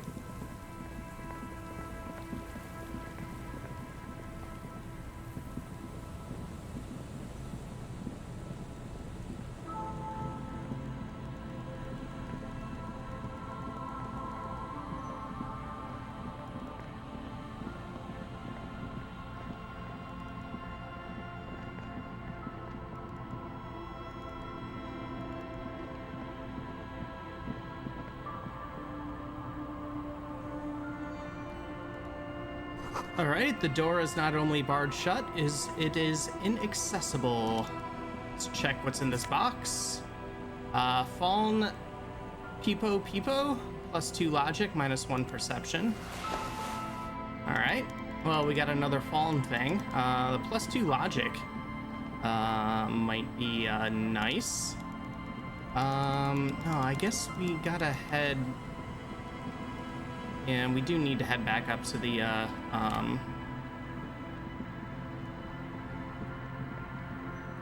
that other building.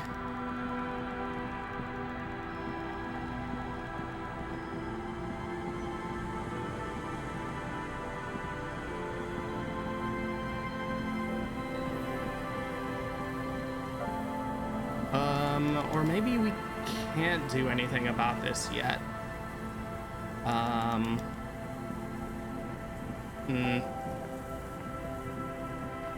right, let me check this. You see a once bright mural towering above you. The signage has peeled off over the years, but you can still make out Feld Electrical R&D. Well, that was truly bizarre. I honestly have no clue what is going to happen next in this game. I know, right? I love this game. I love when it gets just weird like that. A slogan used to intertwine with the loops a long time ago. Now, only a shadow of peeled letters remains. It says, "Tomorrow is just a whisper away." Tomorrow is just a whisper away. Looks like tomorrow never came.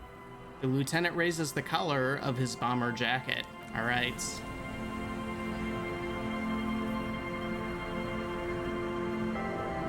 Okay, I guess we can't do anything with that building yet. We must be missing something. Isn't this a fine morning? Sure. What's on your mind? But of course. Okay, nothing we can do with him.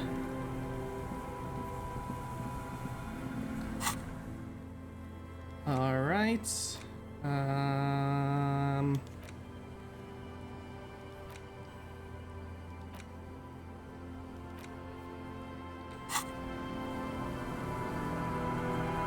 Okay, let's head back to the whirling. I guess probably put another point into perception and see if we can do the thing finally. All right, we're over by the church. We can fast travel. Oh, thank God the fast travel's actually working. I remember when it first came out, like, I think there was like a bug and like it only worked once. Behind the dockworkers, Okay, that's perception. We'll raise that up one. No, we can't. Shoot.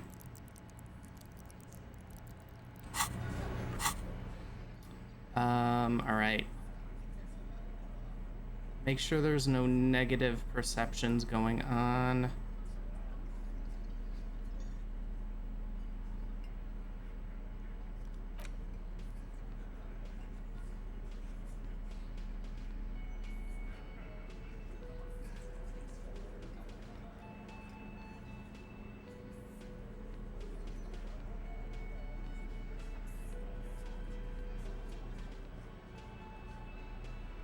All right.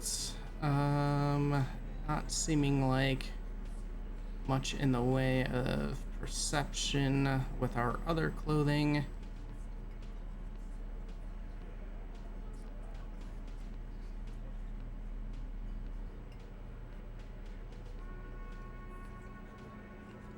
All right.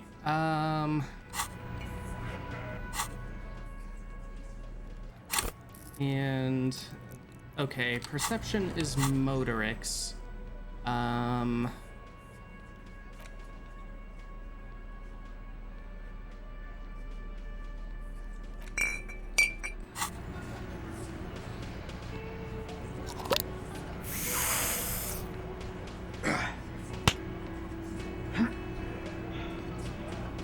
Behind the dockworkers, a ceiling height window. All right, that's still locked. All right. No. Let's get out of there. All right, so okay, that raised it up to 10.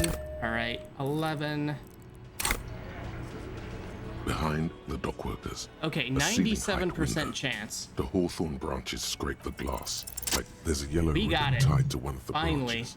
Light yellow, faded with time. A tiny splash of color in the blackness of the thicket. Hanging from it, a bronze key. Someone's hid a key in the bush. Huh? The big guy looks behind him. Can you let me slide by so I can grab the thing?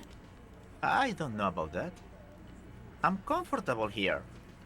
Don't think any sliding would really help right now. Sorry, fucko. Looks like you're gonna have to go bush diving. Good fucking luck with that. The hawthorn's got a bitch of a bite. I'm gonna enjoy the sight of you in the bushes out there.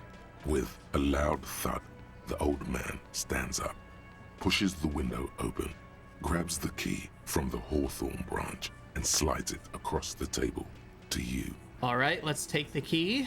Thank you, Theo. The key is brass. Workshop spare is etched into its bow. The old man closes the window and sits back down in silence. Come on, man. We were just having some fun. Where's the harm in? I'm tired of listening to your shit. All right, thank you. Let's nod to the old man. Off yourself. Make it up to me, cop. I still got my money on that. All right, let's just leave.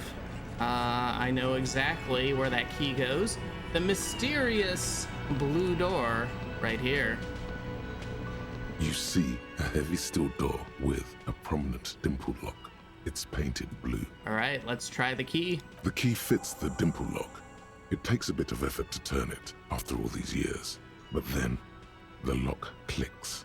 The darkness before you smells like engine grease and cut wood. Okay, let's head on in.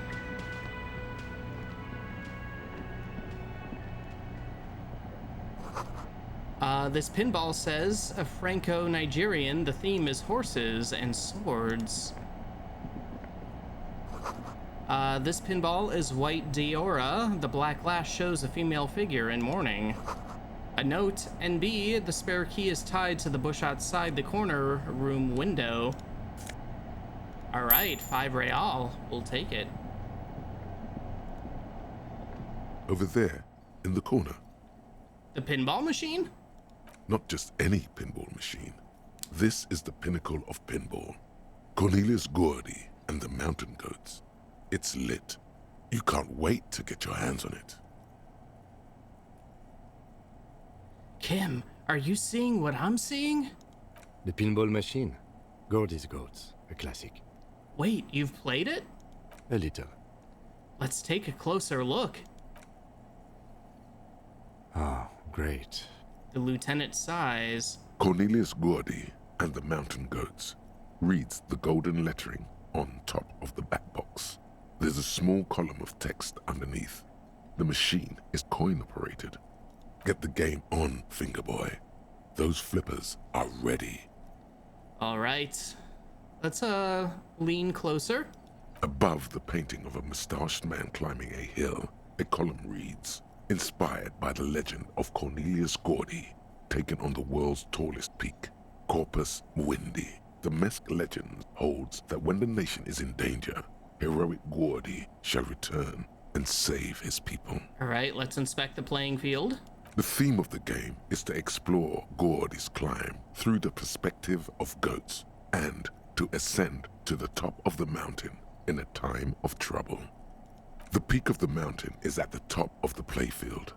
All the balls have small goat icons on them and represent the goats as they race up and down the mountain. Areas around the playfield represent Gordy's climb, places he was said to have camped, which the goats can discover.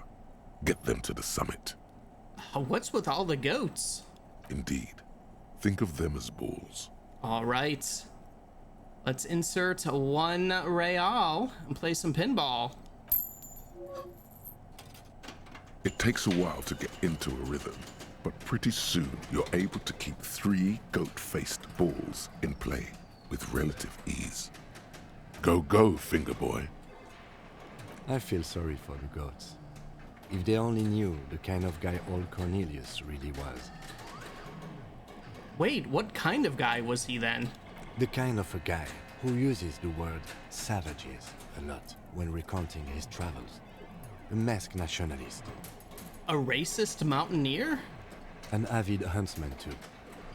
He was often photographed in his dining hall, surrounded by wall-mounted hunting trophies from every continent. That is not cool. He also hit his wife and kids. Other people's kids too. Sometimes pets. Hateful little man. But you seem to be having fun. He nods at the machine. Hey, I'm pretty good at this. Your game is definitely improving. The jolly goats are flying all over the board. And although a few plummet to their deaths, you're never left with less than 3. Suddenly, a special passage leading to the summit slides open at the top of the board. This is where the balls need to go. All right, let's concentrate and aim for the narrow passage. Maneuvering a goat ball into a position for a perfect hit isn't easy. More fall to their deaths. But finally, the opportunity presents itself. One of them gets through. Tiny hammer shatters something inside the machine. Something glass. The words "pale rupture" light up on the speaker panel, and the machine starts filling with a thick, milky fog. Something's happening. Congratulations. This is where the game ends. It's a cheap way of getting more money out of the players. A stupid, nihilistic finale. There's so much fog, you can barely see anything. Some is actually leaking out of the machine, and one by one, your goats start slipping, disappearing into the milky nothingness. Hit the pads as fast as you can. Maximum attack. Not even a bullet can get through. You're down to your last goat, going mostly by sound. Eyes are useless at this point. But that goat is something special. 5 times you snatch him back from the jaws of death. Oh, man. We got a low reaction speed. Kim, it can be done. Just watch. I am. I've seen it before. Played it too. You will eventually make a mistake, and then it's all over. All right. Reaction speed is Motorix.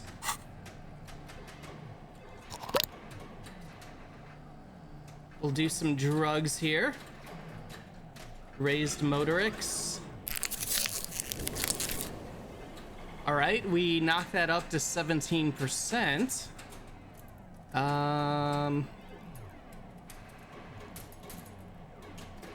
Let's try it. Stay on the ball. We'll probably fail.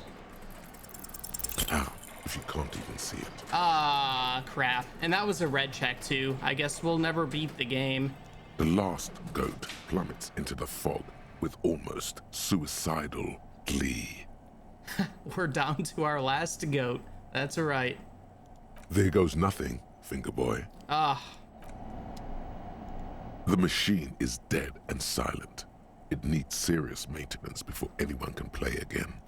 Well, we gave it the old college try. Sadly, we failed. All these mesmerizing machines, just waiting to be plugged back in and played. Let's run our finger across the dust of the white Diora machine. Feels like it might jump back to life any moment. The lights illuminating the white-robed woman. Nice try, Finger Boy. Oh my god. What's white Diora? Some kind of inane pinball theme. Probably related to Messina during the DeLorean age. The history themes are the worst. How about we fire up one of these bad boys and play some ball? You can't fire them up. They are broken. Only that one machine in the main hall works. The Royalist Pinball. He looks away. What a dumb name. Royalist Pinball. If they weren't broken, he would kick one of these machines about now.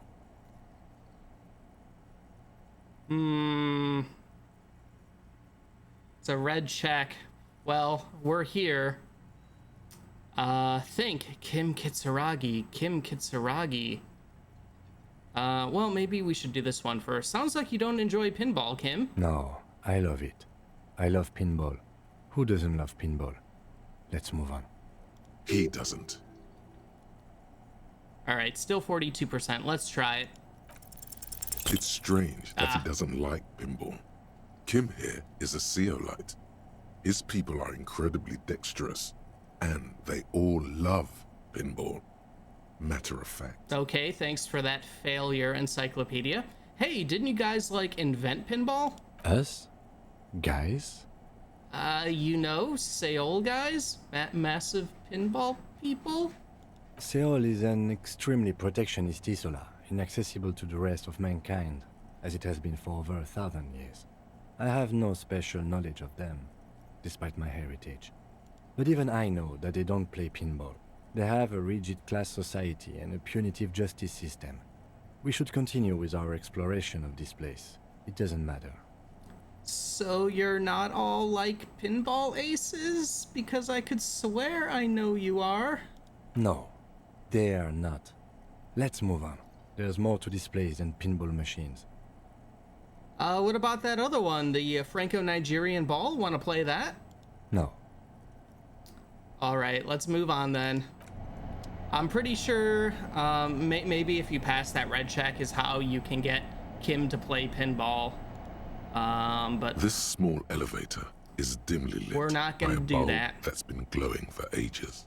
The latticed cage is open, inviting you to step inside. Yeah, failing an encyclopedia check sent us off on a weird racist tangent, for sure. This game can do that on occasion, for sure.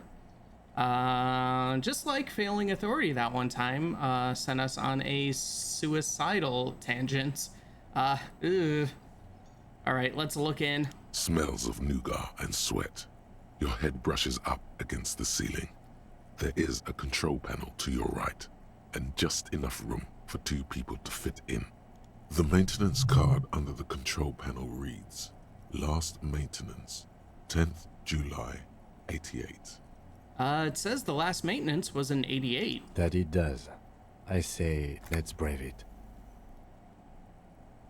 This elevator was last maintained in the future? No, it was maintained in 88 of the previous century. So it's not a message from the future? No, I think the bureaucrats just forgot about this backroom elevator after the revolution. Alright, let's go on up.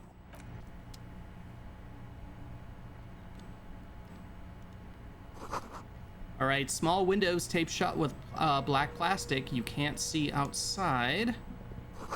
Boxes of tools and replacement parts line the shelves. Schematics for a pinball machine, futurism themed. Alright, we got a pinball maker's coat, +1 empathy, +1 hand-eye coordination. We'll take that.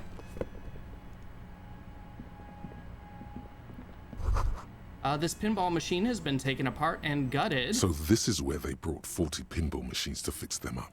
A long time ago. Everything is covered with dust now. The lieutenant looks around the dusty, crowded room, inspecting the tools on the shelf. Looks like they gave up on fixing the pinball machines at some point. At some point, 20 years ago, 15 maybe, before pinball went out of vogue. So, this used to be a pinball workshop. Looks like it. I'm guessing Martinez North 22 used to be a pinball arcade before it became a hostel? There are machines left over. He taps his foot.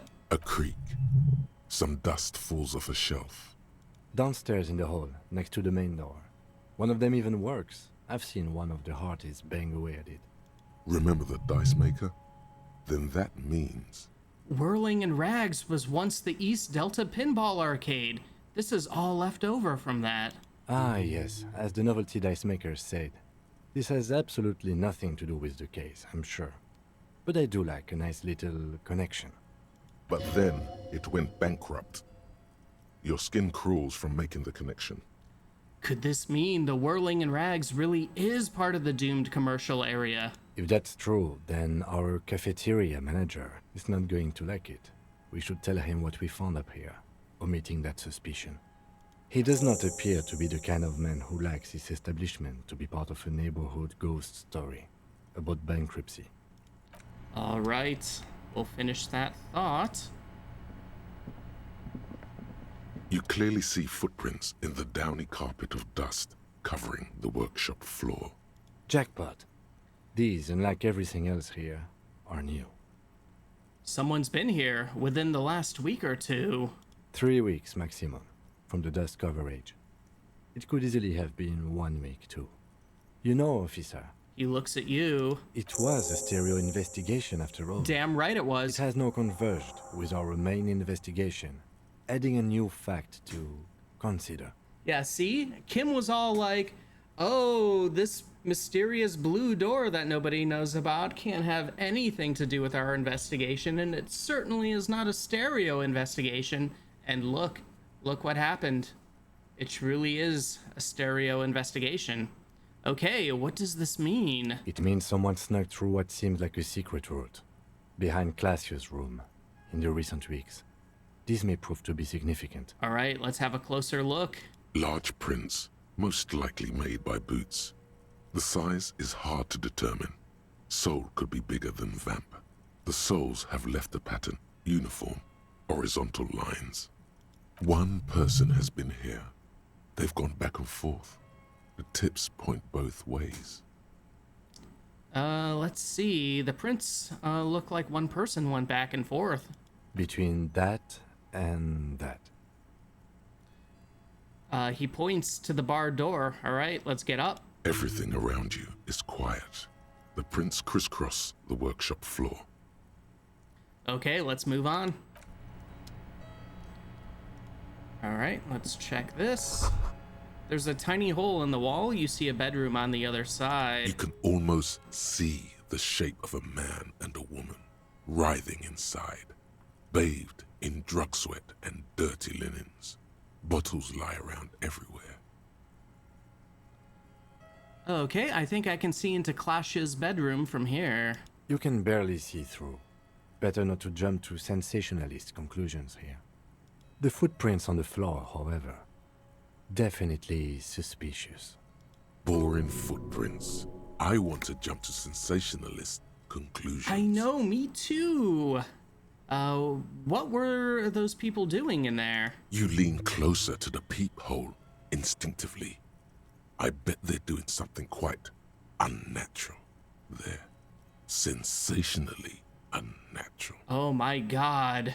If your mesolimbic reward pathway were to venture a guess, one of the bottles is probably being put somewhere it doesn't belong. Oh geez, okay. Electrochemistry, a little far there. A futurism-themed pinball machine. These pinball guys seem like they have certain unpleasant political leanings. I'm wondering if Gary is connected here. Yeah. Oh boy.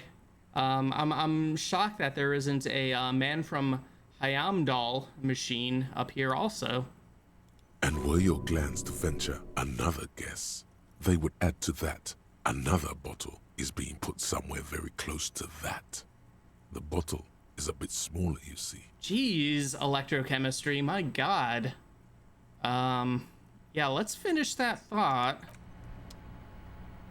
That's enough of that. This is the barred door you tried to kick in before. All right, let's lightly punch the door once more, just in case. The door shudders a bit, as though it were laughing at you. All right, let's unbar it.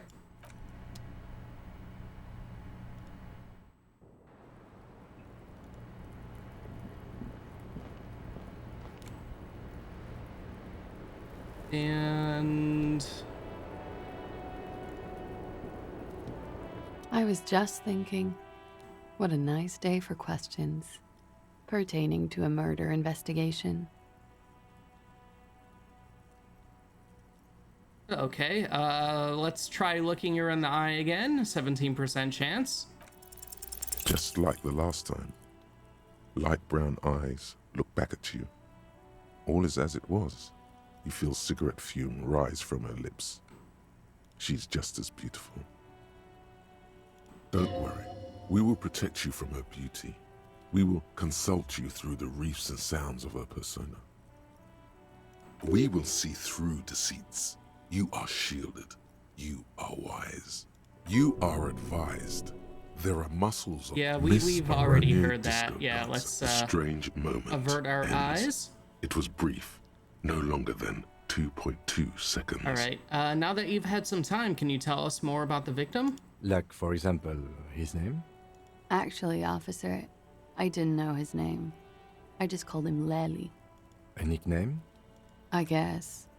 He came from Lelystad. It's short for that. And it was his army name, apparently. He said his real name wasn't his. I tried to pry it out of him, but it was no use. Lelystad.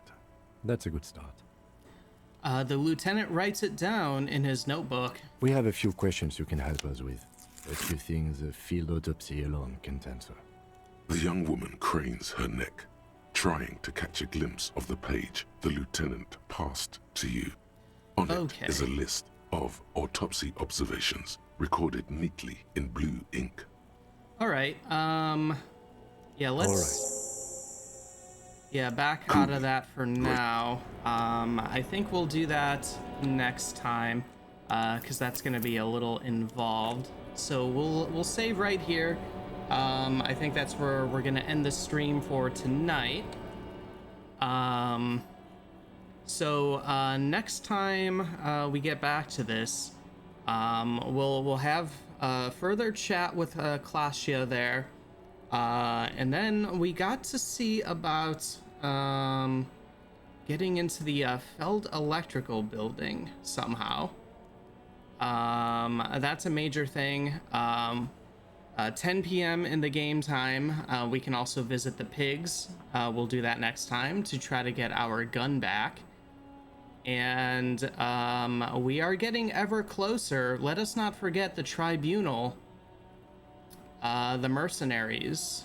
are quite angry, and they are ready to get violent.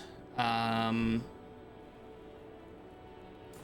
that's gonna go this game, we'll see. That can play out in a million different ways, which is really cool. But yeah, so we're building up to that. We're getting through the game. We're stepping ever closer to finding the murderer, even if it doesn't seem like it. Yeah, we've done pretty much everything for Everart that we can do. So yeah, we just have like a couple things over on the coast side to do, and yeah, we're getting there. Maybe excuse me, like probably won't be able to do everything in one more session, but maybe two. We might only have a couple more sessions left of Disco Elysium. And yeah, even there's still so much that we haven't been able to see, even on this, my second playthrough. Like, for example, I don't think we're ever gonna get a rhetoric raised up enough to open that container in the harbor. Maybe next time I'll just mention what's actually in there. But yeah, so yeah, that's it for today. Tomorrow, aka technically later today for me, about 1 p.m, I'll be back for a little Mario Monday. I'm planning on checking out the ROM hack, Super Mario 3 Mix. I've never played that before. That should be fun.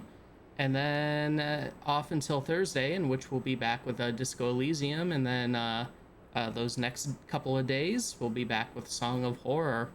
All right, so thanks everybody who popped in to hang out.